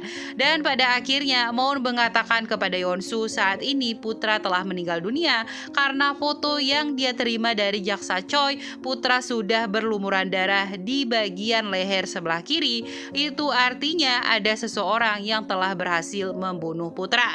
Kemudian di sisi lain kakek akhirnya pergi ke rumah anaknya. Saat itu dia menemukan ada jejak darah dan itu menuju ke basement, dan saat si kakek membuka kulkas, yang terjadi selanjutnya adalah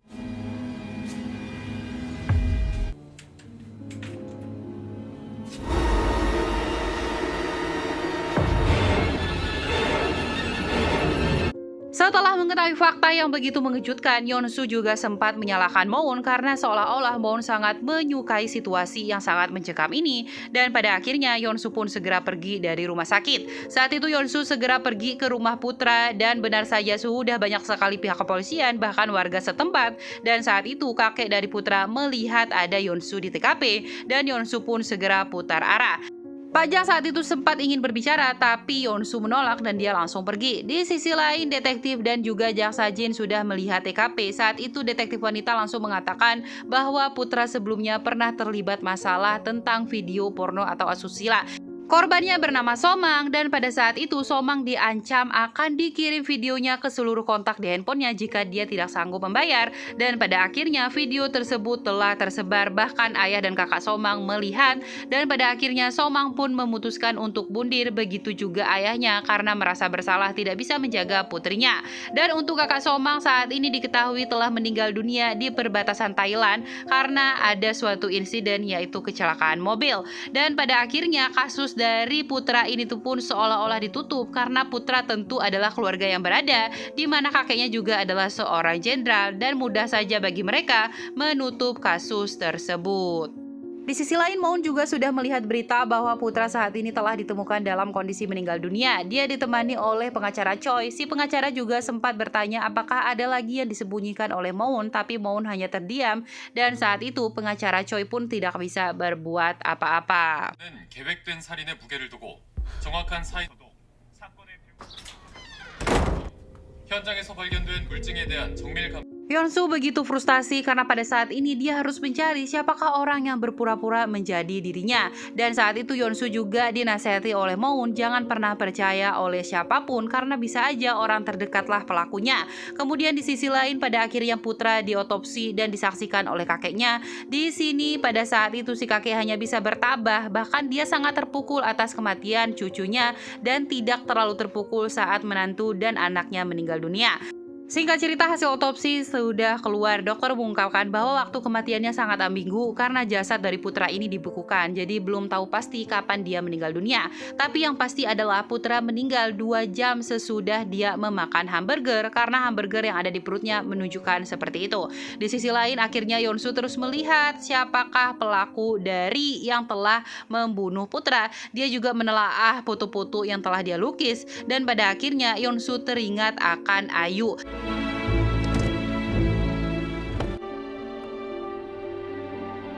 어딜 저렇게 급하게 가는 거지? 병원에서 의사가운을 입고 뛰어가는 윤수 씨를 봤습니다. Pak Jang merasa sangat muak terhadap sikap Yeonsu karena dia sudah mengetahui bahwa beberapa waktu lalu Yeonsu pernah menemui Moon di rumah sakit, tapi saat itu Yeonsu segera pergi dan meninggalkan Pak Jang sendirian. Disinilah Yeonsu sekarang pergi ke toko roti milik Ayu. Dia melihat bagaimana pergerakan Ayu dan pada akhirnya Ayu pun beristirahat di ruang gudang.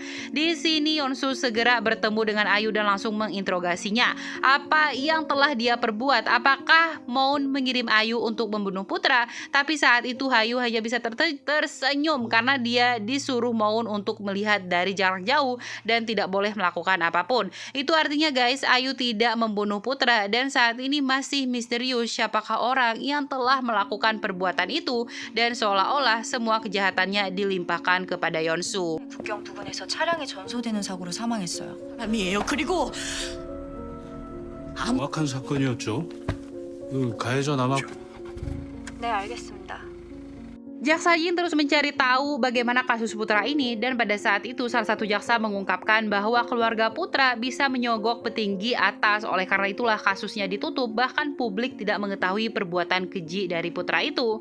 Dan pada akhirnya Somang pun memutuskan untuk bundir, begitu juga dengan ayahnya. Ini kisah yang sangat tragis sih guys, ditambah kakak dari Somang ini berada di Thailand dan pada saat itu lagi COVID dan dia tidak bisa pergi meninggalkan Thailand.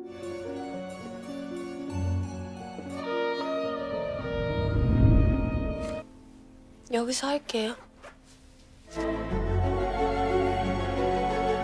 Setelah semua titik terang bersatu, pada akhirnya Jaksa Jin segera menemukan Moon. Di sini dia langsung menceritakan bagaimana kisah kelam dari kasus Somang. Bahkan pada saat itu Somang juga diketahui memiliki kakak yang berada di Thailand, tapi sayangnya sang kakak meninggal dunia dalam kecelakaan mobil. Dan di sini Somang begitu frustasi melihat video asusilanya telah disebar ke seluruh kontak bahkan kerabat terdekatnya. Oleh karena itulah Somang langsung memilih bundir, begitu juga dengan ayah Somang. Jaksa Jin juga menambahkan bagaimana jika kakak Somang masih hidup dan pasti dia akan membalaskan semua dendam adiknya dan juga ayahnya. Dan saat itu Jaksa Jin juga menemukan satu fakta saat Moon mengatakan bahwa namanya adalah Moon di poligraf itu terdengar seperti kebohongan. Dan pada akhirnya Jaksa Jin pun langsung to the point bahwa kakak Somang adalah Moon itu sendiri guys. Benar, Moon adalah nama samaran dan nama asli dari Moon adalah Kang So-hee. Dan pada saat ini kita sudah mengetahui kenapa Moon sangat terobsesi untuk membunuh Putra. Dan saat itu Jaksa Jin juga sudah mengetahui kenapa motif dari Moon membunuh kedua orang tua Putra. Oleh karena itulah Moon tidak mungkin membunuh suami dari Yeonsu karena dia nggak ada motif dendam gitu kan. Dan di sini Jaksa Jin juga sudah mengetahui bahwa Moon bukanlah psikopat, melainkan seseorang yang hanya ingin membalas dendam keluarganya. 잠시만요.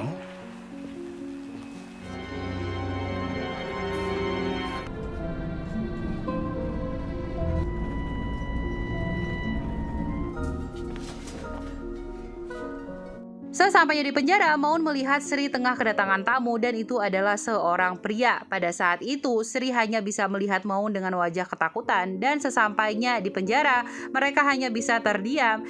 Kemudian berita di televisi lagi-lagi menyiarkan bagaimana kematian dari putra ini, bahkan publik saat ini terus menggali tentang keluarga itu. Di sini akhirnya Moon dengan jujur mengungkapkan apa yang kamu bicarakan saat dia overdosis beberapa waktu lalu, dan saat itu Moon langsung menyengkek Sri karena dia mengetahui bahwa Sri ini adalah dalang dari kematian adiknya juga.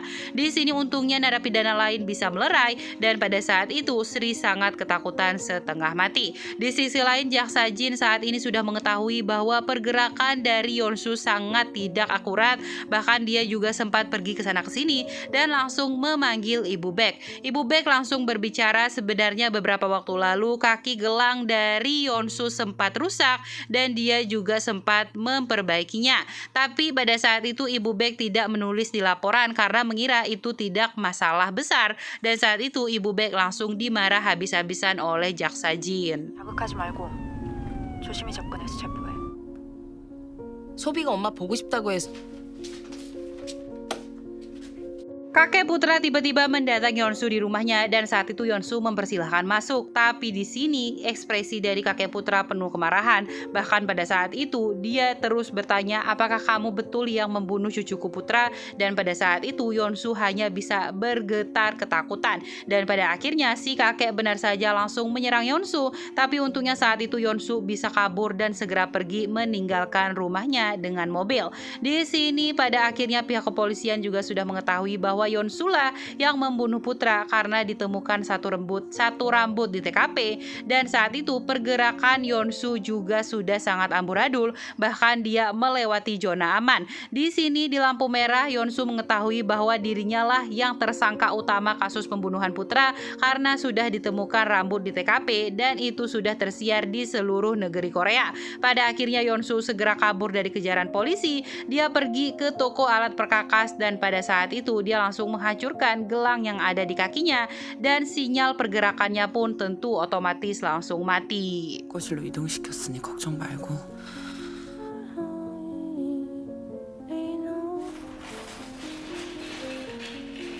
Setelah Sri mendingan, dia langsung dibawa ke penjara lagi. Pada saat itu ibu sipir mengungkapkan bahwa Maun sudah dipisahkan dan dia sudah berada di sel pribadi dan tidak akan mengganggu Sri lagi. 주인님,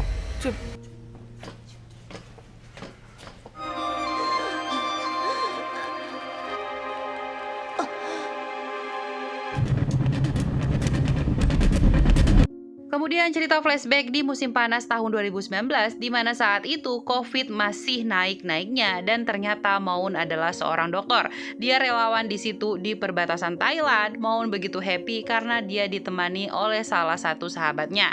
Di sini Maun juga sempat menyempatkan waktu untuk memvideo call adiknya yang ada di Korea. Bahkan saat itu mereka juga sempat bercanda dan Maun memperkenalkan dengan teman yang ada di sampingnya.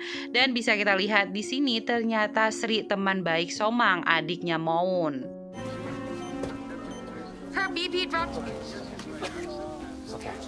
안 왔잖아. 그냥 마셔요. 언니. Pasien semakin banyak dan tentu saja energi dari Maun termakin terkuras saat itu dia menerima pesan dari adiknya, tapi karena pasien terus datang, Maun pun tidak bisa membalas pesan adiknya dan dia pun jatuh tumbang. Singkat waktu setelah beberapa hari Maun tertidur pingsan, dia langsung menerima pesan dari adiknya dan itu adalah pesan video asusila si adik yang telah dikirim oleh Putra. Dan saat itu Maun benar-benar sangat terpukul mengetahui adik dan juga ayahnya telah meninggal dunia. Di sini Maun ingin segera pergi ke Korea, tapi tentu tidak bisa guys karena lockdown. Dan pada saat itu Maun hanya bisa mengerang kesakitan batin, mental, semua dia rasakan. Dan pada saat itu sahabatnya hanya bisa terus merawat Maun dengan telaten. Di sini Maun gak ada daya untuk hidup. Bahkan pada saat itu dia hanya ingin pergi ke Korea ataupun mati di tempat.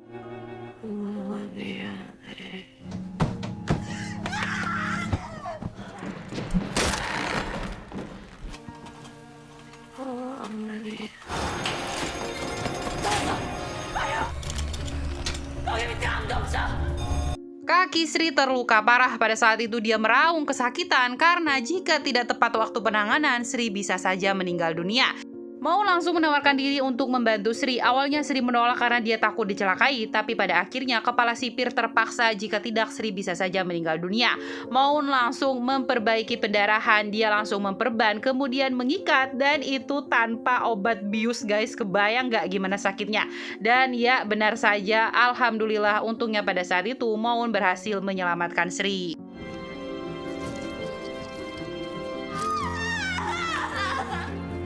켈리.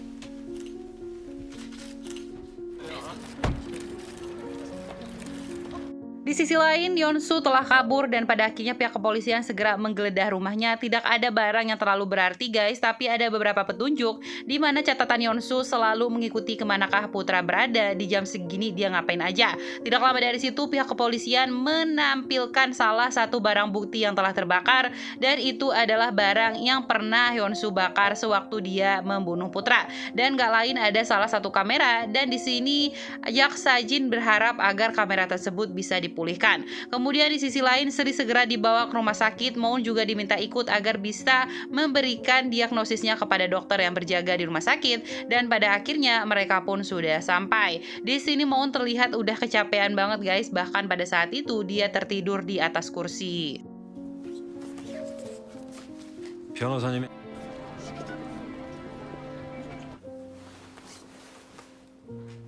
Jaksa Jin juga menggeledah kantor dari pengacara Jang karena dia takut bahwa si pengacara bekerja sama dengan Yeonsu. Tapi pengacara Jang mengungkapkan dia tidak tahu apa-apa, dan tidak lama dari situ Pak Jang ditelepon oleh Yeonsu dari telepon umum. Yeonsu mengungkapkan dia tidak bersalah, dia tidak membunuh putra. Jika tidak percaya, cobalah bertanya kepada Moon.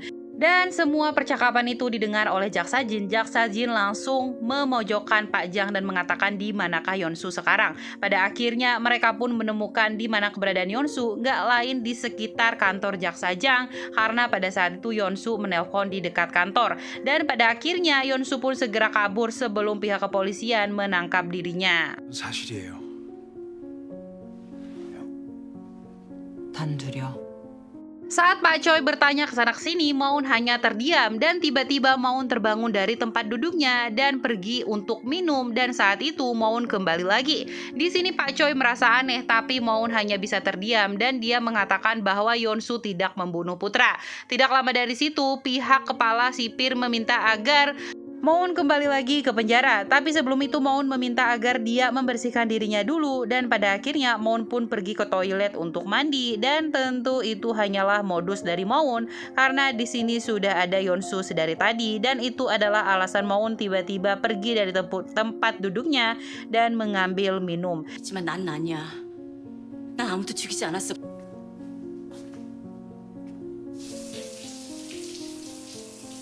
뭐야?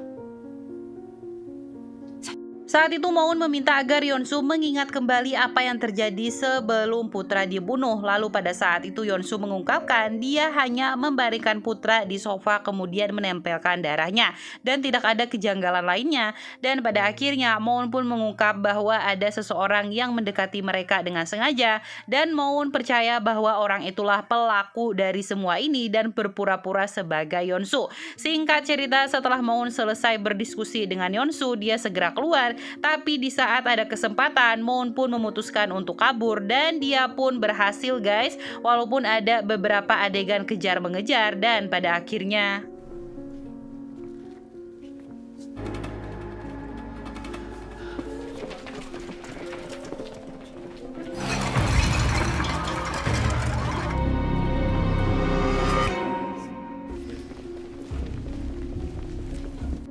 막힌 줄도 모르고 와버렸네요.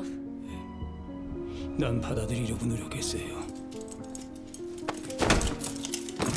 Dan tanpa diduga kakek dari putra langsung memukul kepala sipir, dan pada saat itu mereka langsung bergelut satu sama lain, dan pada akhirnya Moon pun ditusuk di bagian perut dan dia pun terjatuh pingsan. Kemudian di lain sisi Yeonsu meminta tolong kepada pihak kepolisian. Dia menelpon 911 dan mengungkapkan tolonglah aku, dan di sini keberadaan Yeonsu ada di rumah kakek putra.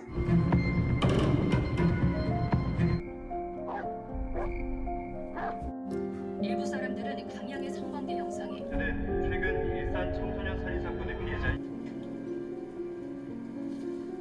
Jaksa Jin sudah mengetahui bahwa Yeonsu juga sempat melihat Moon di rumah sakit dan mereka semua terkecoh. Pada saat itu mereka langsung rapat dan bagaimana dan kenapa Yeonsu bisa senekat itu melepas pelacak di kakinya. Bahkan sampai saat ini keberadaannya masih belum diketahui.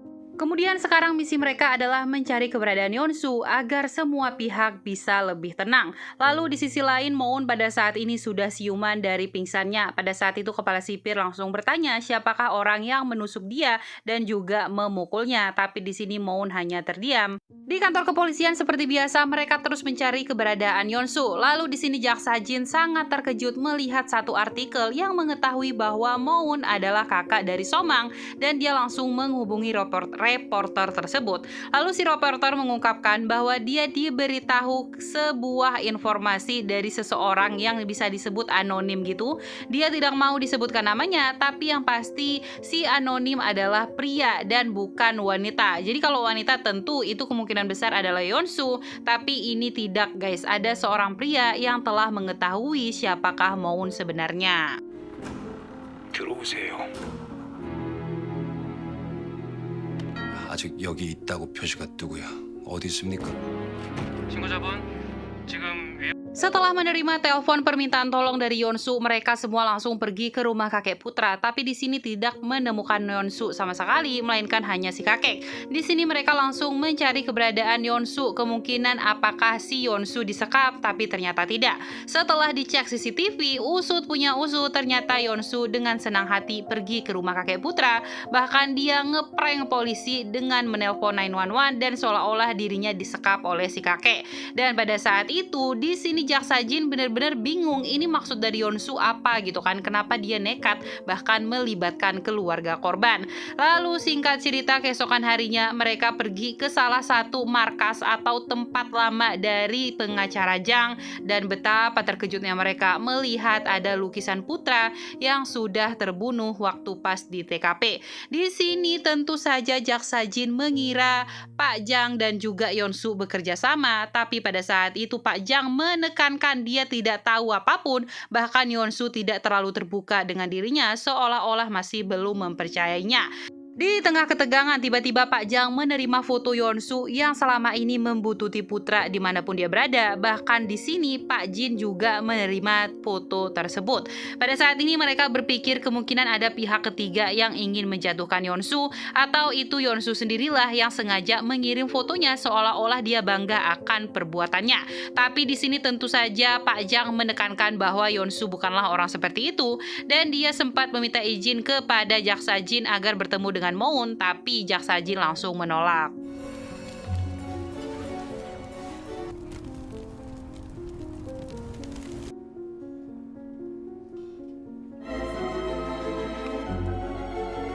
Dan pada akhirnya Jaksa Jin pun menemukan satu kejanggalan, yaitu foto Yeonsu yang sangat berbeda saat foto yang ada di tempat Pak Jang, di mana foto Yeonsu tanpa ada pisau di leher putra, sedangkan di foto satunya lagi sudah ada pisau yang tertancap. Di sini keyakinan akan Jaksa Jin terhadap Yeonsu pelakunya sudah mulai goyah karena sudah mulai banyak kejanggalan, dan pada saat ini mereka harus mencari siapakah orang ketiga di antara Yeonsu baik Moon. Setelah menemukan fakta tersebut, akhirnya Jaksa Jin mengizinkan Pak Jang untuk bertemu Moon di rumah sakit besok. Singkat waktu, esok pagi pun telah tiba. Mereka langsung bertemu dengan Moon. Moon di sini kelihatannya sudah mengetahui maksud dan tujuan mereka untuk datang. Di sini Pak Jang langsung bertanya, kenapa Moon dengan tega menargetkan Yeonsu, seorang ibu rumah tangga yang baru saja kehilangan suaminya, dan kenapa Moon bisa melibatkan Yeonsu dengan balas dendamnya. Di lain sisi, Pak Choi menerima pesan dari seseorang yang mengatakan bahwa saat ini Pak Jang dan juga Jaksa Jin sedang menginterogasi Moon di rumah sakit dan tentu saja dia tidak dilibatkan. Lalu di sini Moon menjawab semua pertanyaan dari Pak Jang. Dia mengungkapkan bahwa Yeonsu adalah orang yang sangat naif dan juga polos, oleh karena itulah dia bisa dimanfaatkan oleh semua orang termasuk dari Jaksa Jin. Jaksa Jin dari awal tidak pernah mempercayai Yeonsu bahwa bukanlah dia pelakunya. Dia terus mencari bukti agar Yeonsu menjadi pelaku pembunuhan suaminya. Lalu Pak Jang juga melihatkan ada salah satu SMS yang dikirimkan kepada Yeonsu, dan di sini Moon mengungkapkan itu bukan dari dirinya, melainkan orang ketiga yang selama ini mereka cari. Kemudian saat itu Moon juga mengatakan bahwa saat ini Jaksa Jin sudah mengetahui dua perbedaan foto yang dia terima, dan pada saat itu Jaksa Jin sudah tahu bahwa Moon bukanlah pelaku dari pembunuhan putra. Mendengar hal itu, Pak Jang begitu terkejut karena foto yang dimaksud dari Moon belum pernah dia lihat, dan di sini Pak Jang langsung mengejar Pak Jin dan mengatakan bahwa apakah sekarang Jaksa Jin sudah mulai goyah dengan pendiriannya? Apakah saat ini dia sudah sadar bahwa kemungkinan besar Yeonsu bukanlah pelaku pembunuhan putra maupun suaminya Lee? Dan sebelum pergi, Moon mengungkapkan bahwa Yeonsu bukanlah pembunuh putra, melainkan ada seseorang di balik mereka berdua, dan itu tugas Jaksa Jin yang harus mencari tahu siapakah orang tersebut.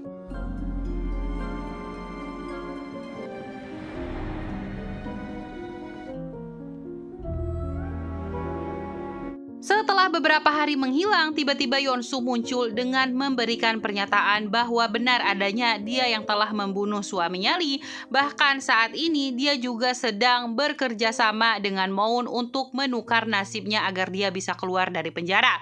Tetapi ada satu hal yang harus mereka ingat atau orang-orang di luar sana tahu, bahwa dia tidaklah membunuh Putra, melainkan ada seseorang yang berpura-pura menjadi dirinya. Dan saat ini Yeonsu menyatakan dia telah mengirim salah satu barang bukti ke pihak kepolisian bahkan jaksa, tapi mereka mengabaikan bukti tersebut. Dan Yeonsu juga meminta agar orang yang membunuh Putra segera dihukum seadil-adilnya. 사람을 시켜서까지 복수를 해야만 해. 무슨 짓을 하고 있는 거야, 안효서 씨? 뒤에서 지켜보고 있을 거야. 들어가. Moon menghampiri Sri di rumah sakit. Saat itu Sri langsung berterima kasih kepada Moon karena telah menyelamatkan nyawanya. Dan pada akhirnya Moon mengingat wajah Sri dan ternyata dia adalah teman dari Somang, adik Moon. Sri juga mengungkapkan bahwa mereka sempat video call saat Moon masih bertugas di Thailand. Di sisi lain, Jaksa Jin saat ini sudah dicecar para wartawan apakah benar pengakuan dari Yeonsu bahwa mereka mengabaikan semua bukti yang Yeonsu berikan. Pada akhirnya mereka semua rapat di salah satu kantor dan di sini si Park Jang tentu saja membela Yeonsu dan menganggap Yeonsu tidak mungkin berbuat seperti itu dan dia terpaksa mengakui semua kejahatan agar publik mau melihat dirinya. Di tengah perdebatan, tiba-tiba Ibu Baek datang dan mengatakan bahwa saat ini Sup diculik oleh kakek Putra dan mereka semua bergegas untuk mencari keberadaan Sup.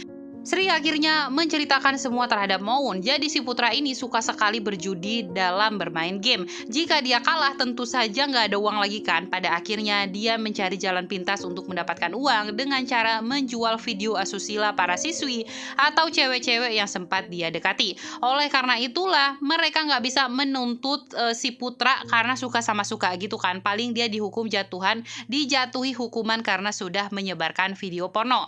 Dan di sini Sri juga mengungkapkan temannya yang sempat berkunjung mengetahui siapa pembunuh dari Putra. Yaitu tentu saja Yeonsu karena dia telah memiliki video Yeonsu saat membunuh Putra, tapi sayangnya dia nggak nonton sampai habis guys, dan saat itu Moon meminta video tersebut.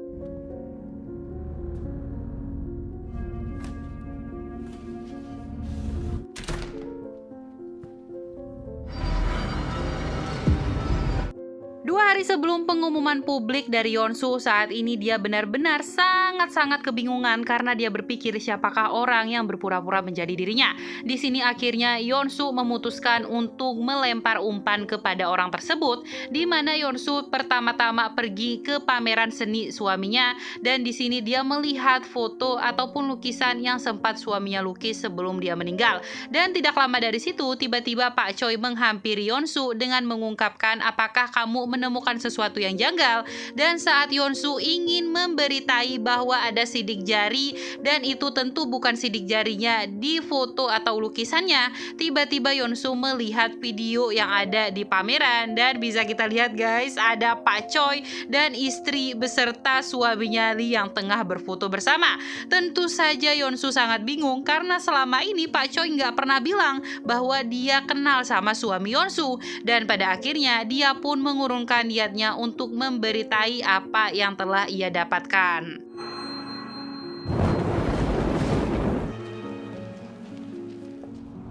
저는 꿈에도 몰랐어요. 뭐가 돼요? 나한테 접근한 거야?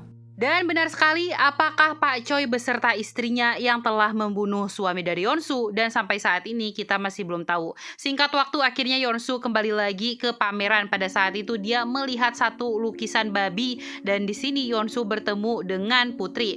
Putri langsung meminta maaf kepada Yeonsu karena dia menghindari Yeonsu di saat Yeonsu tengah kesulitan. Pada akhirnya Yeonsu menunjukkan satu foto, yaitu foto Pak Choi. Apakah Putri mengenalinya? Tentu saja Putri mengatakan bahwa dia mengenali dan itu adalah Pak Choi, seorang profesor hukum. Bahkan beberapa waktu lalu mereka juga sempat bertemu sebelum Lee meninggal dunia.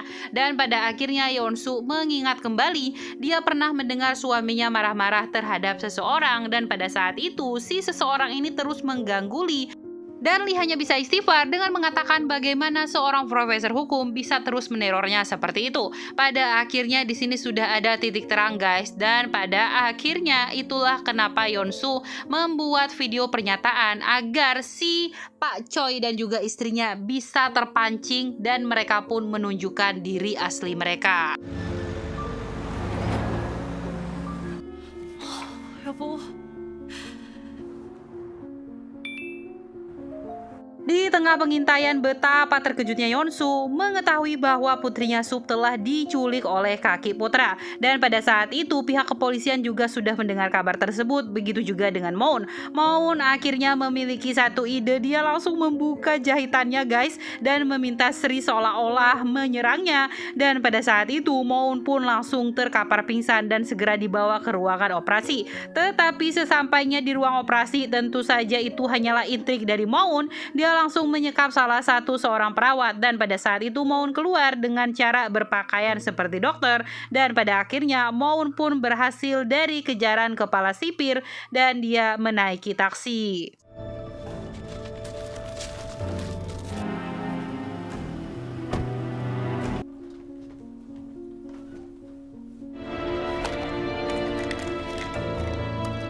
목격한 아이 말로는 엄마를 만나러 간다고 했대요.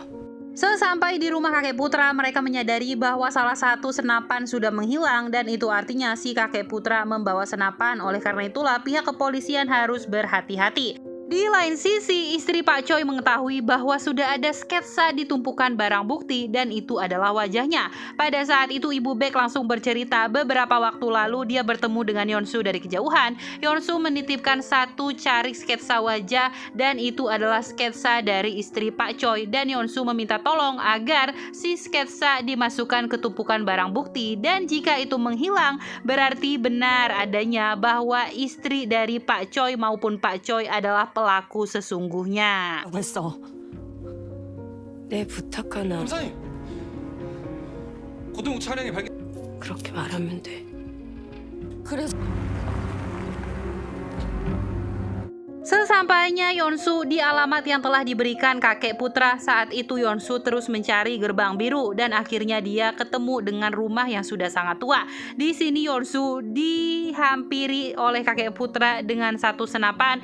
Yeonsu terus bertanya di manakah putrinya. Kakek juga sempat melihat Sup tengah tertidur. Di sini akhirnya kakek putra sudah mengetahui bahwa Yeonsu lah yang telah membunuh putranya, cucunya Deng. Dan saat itu Yeonsu mengungkapkan bukan dia pelakunya, dia tidak membunuh putra, melainkan itu hanya sebuah rekayasa. Tapi sayangnya si kakek sudah dibutakan oleh dendam, bahkan dia juga sempat dihampiri oleh pengacara Choi dan memberikan video rekaman yang tentu saja sudah di-cut.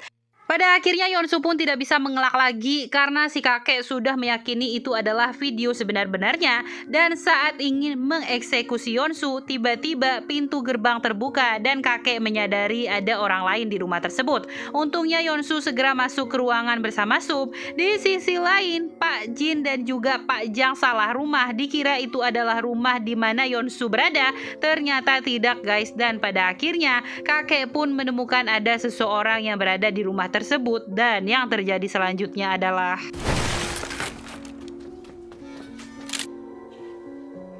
이 파란 대문 파란 짓을 했으면 죽어야죠.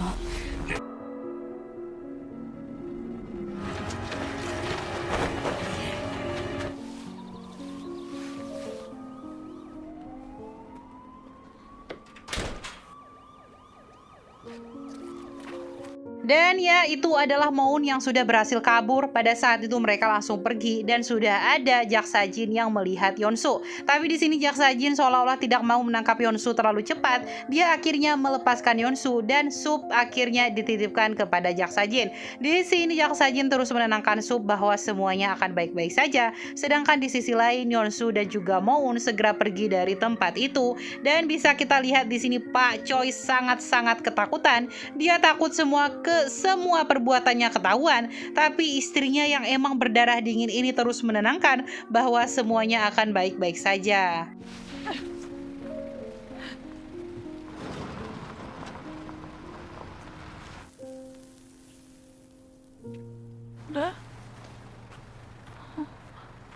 강소혜예요.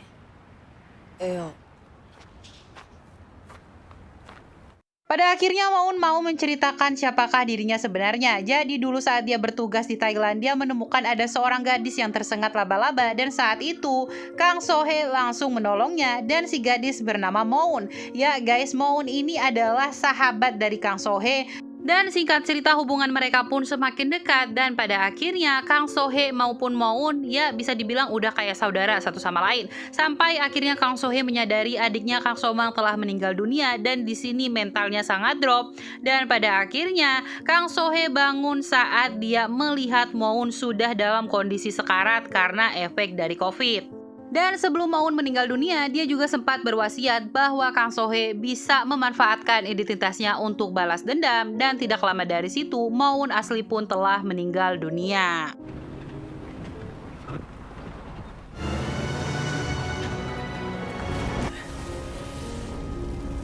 내가 줄 수 있는 태국에서 언니를 알게 되고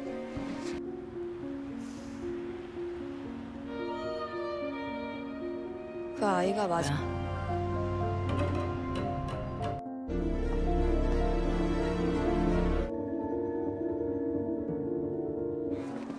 제 아내입니다.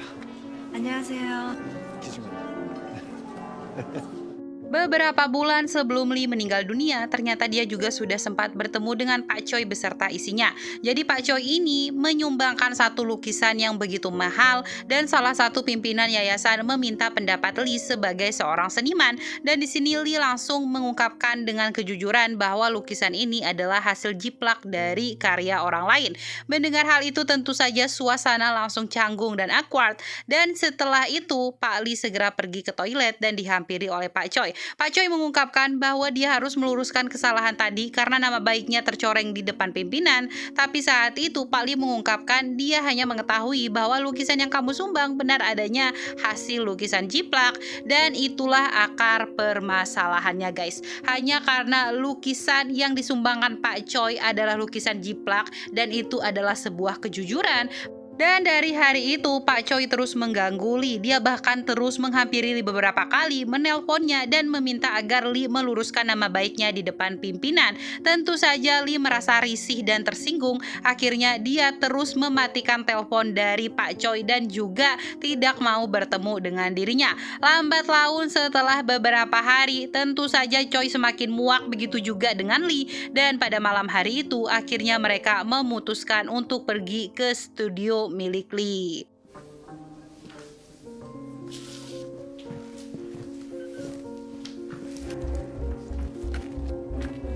검사님. Di TKP Jaksa Jin menemukan handphone dari kakek Putra dan di sini mereka mengetahui bahwa kakek Putra tahu segalanya tapi dia menutupi semua itu dari pihak kepolisian. Di lain sisi, Moon juga mengatakan bahwa pesan yang selama ini diterima oleh Yeon-soo bukanlah dari dirinya, melainkan dari istri Pak Choi. Dan pada saat itu, Moon pun mengerti kenapa Pak Choi mau menjadi pengacaranya dan juga mau menjadi jembatan antara mereka berdua karena tentu saja ingin menggali semua informasi. Moon juga mengatakan dia sempat bertemu dengan remaja yang menjenguk Sri dan dia memiliki semua video lengkap saat Putra meninggal dunia dan tentu saja wajah dari Choi akan nampak di situ. 이걸 어떻게 알고 보냈을까요?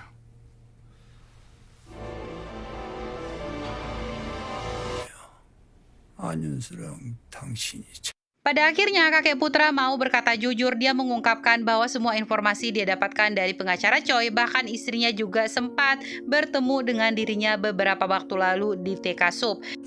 받았어요. 그나저나 지금 어디예요?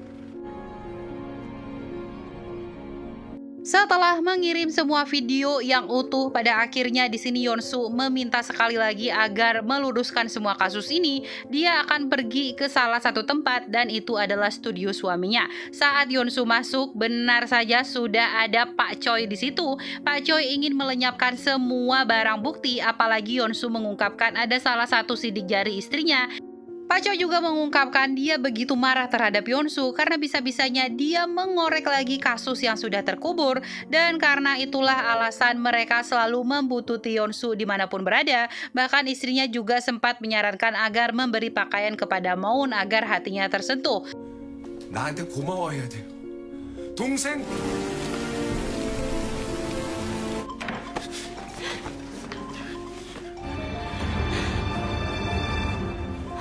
Pak Choi akhirnya sudah mengetahui bahwa video asli dari rekaman sudah diterima oleh Jaksa Jin, begitu juga dengan Pak Jang. Di sini Pak Choi mengungkapkan seharusnya Moon berterima kasih karena dia telah berhasil membalaskan dendamnya untuk membunuh putra.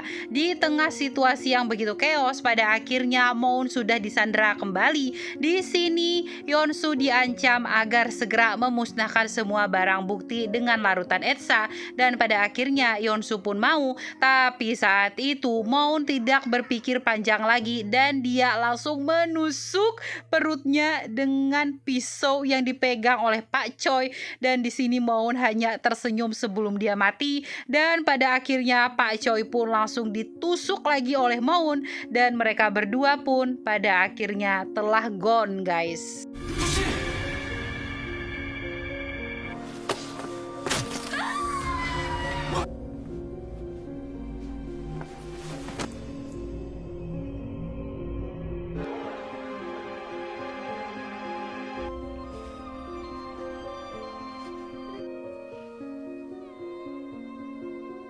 Di persidangan ulang Yeon-soo, pada akhirnya semua rekaman CCTV telah diperlihatkan kepada publik. Hakim juga sudah mengetahui kebenaran dari kematian putra.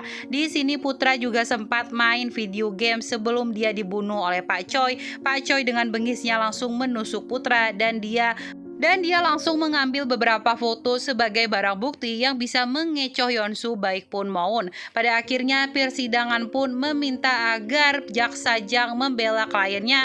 Di sini Jaksa Jang mengungkapkan bahwa kliennya sangat malang karena dari awal dia sudah dituduh membunuh suami, bahkan sampai akhirnya dia harus membunuh putra, tapi untungnya tidak jadi. Di sini pada akhirnya hakim menjatuhi Yeon-soo pidana 2 tahun penjara, tetapi pada saat itu hakim menunjukkan ada petisi dari keluarga korban, yaitu kakek putra meminta agar Yeon-soo dibebaskan karena semua ini berawal dari kesalahan mereka semua. Dan pada akhirnya Yeon-soo pun dibatalkan penjara 2 tahun dan dia sudah bebas saat ini.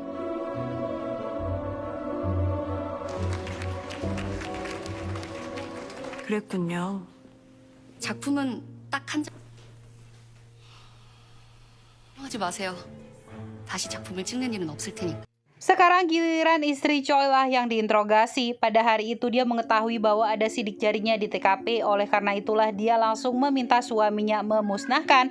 Tapi di sini dia tidak mengakui perbuatannya. Dia bilang dia hanya kaki tangan dan suaminya lah yang membunuh. Padahal guys, sesungguhnya dialah yang sangat psikopat karena tidak menerima maaf dari Lee. Pada malam hari itu istrinya langsung membenturkan botol wine ke kepala Lee. Dia juga langsung menusuk beberapa kali di bagian leher, dan setelah kejadian itu masih bisa-bisanya ketawa gitu. Apa nggak psikopat nih pasangan suami istri ini? Dan giliran Pak Choi lah yang segera membersihkan TKP dan juga memanipulasinya. Setelah mendengar hal itu, tentu saja Pak Jin tidak percaya 100%. Dia ingin menangkap istri dari Pak Choi, tapi dia tidak memiliki bukti yang cukup kuat. Pada akhirnya istrinya pun bisa dibebaskan, tapi masih dalam pengawasan, dan juga dia akan dijatuhi hukuman karena telah menjadi kaki tangan pembunuhan suaminya.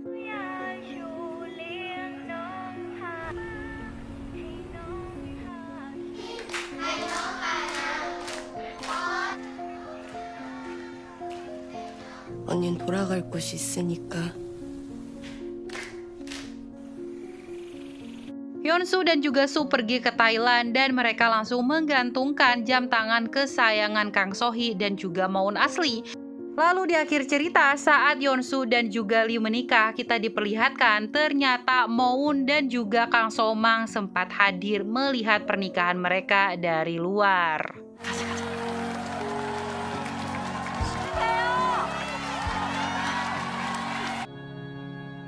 Trace this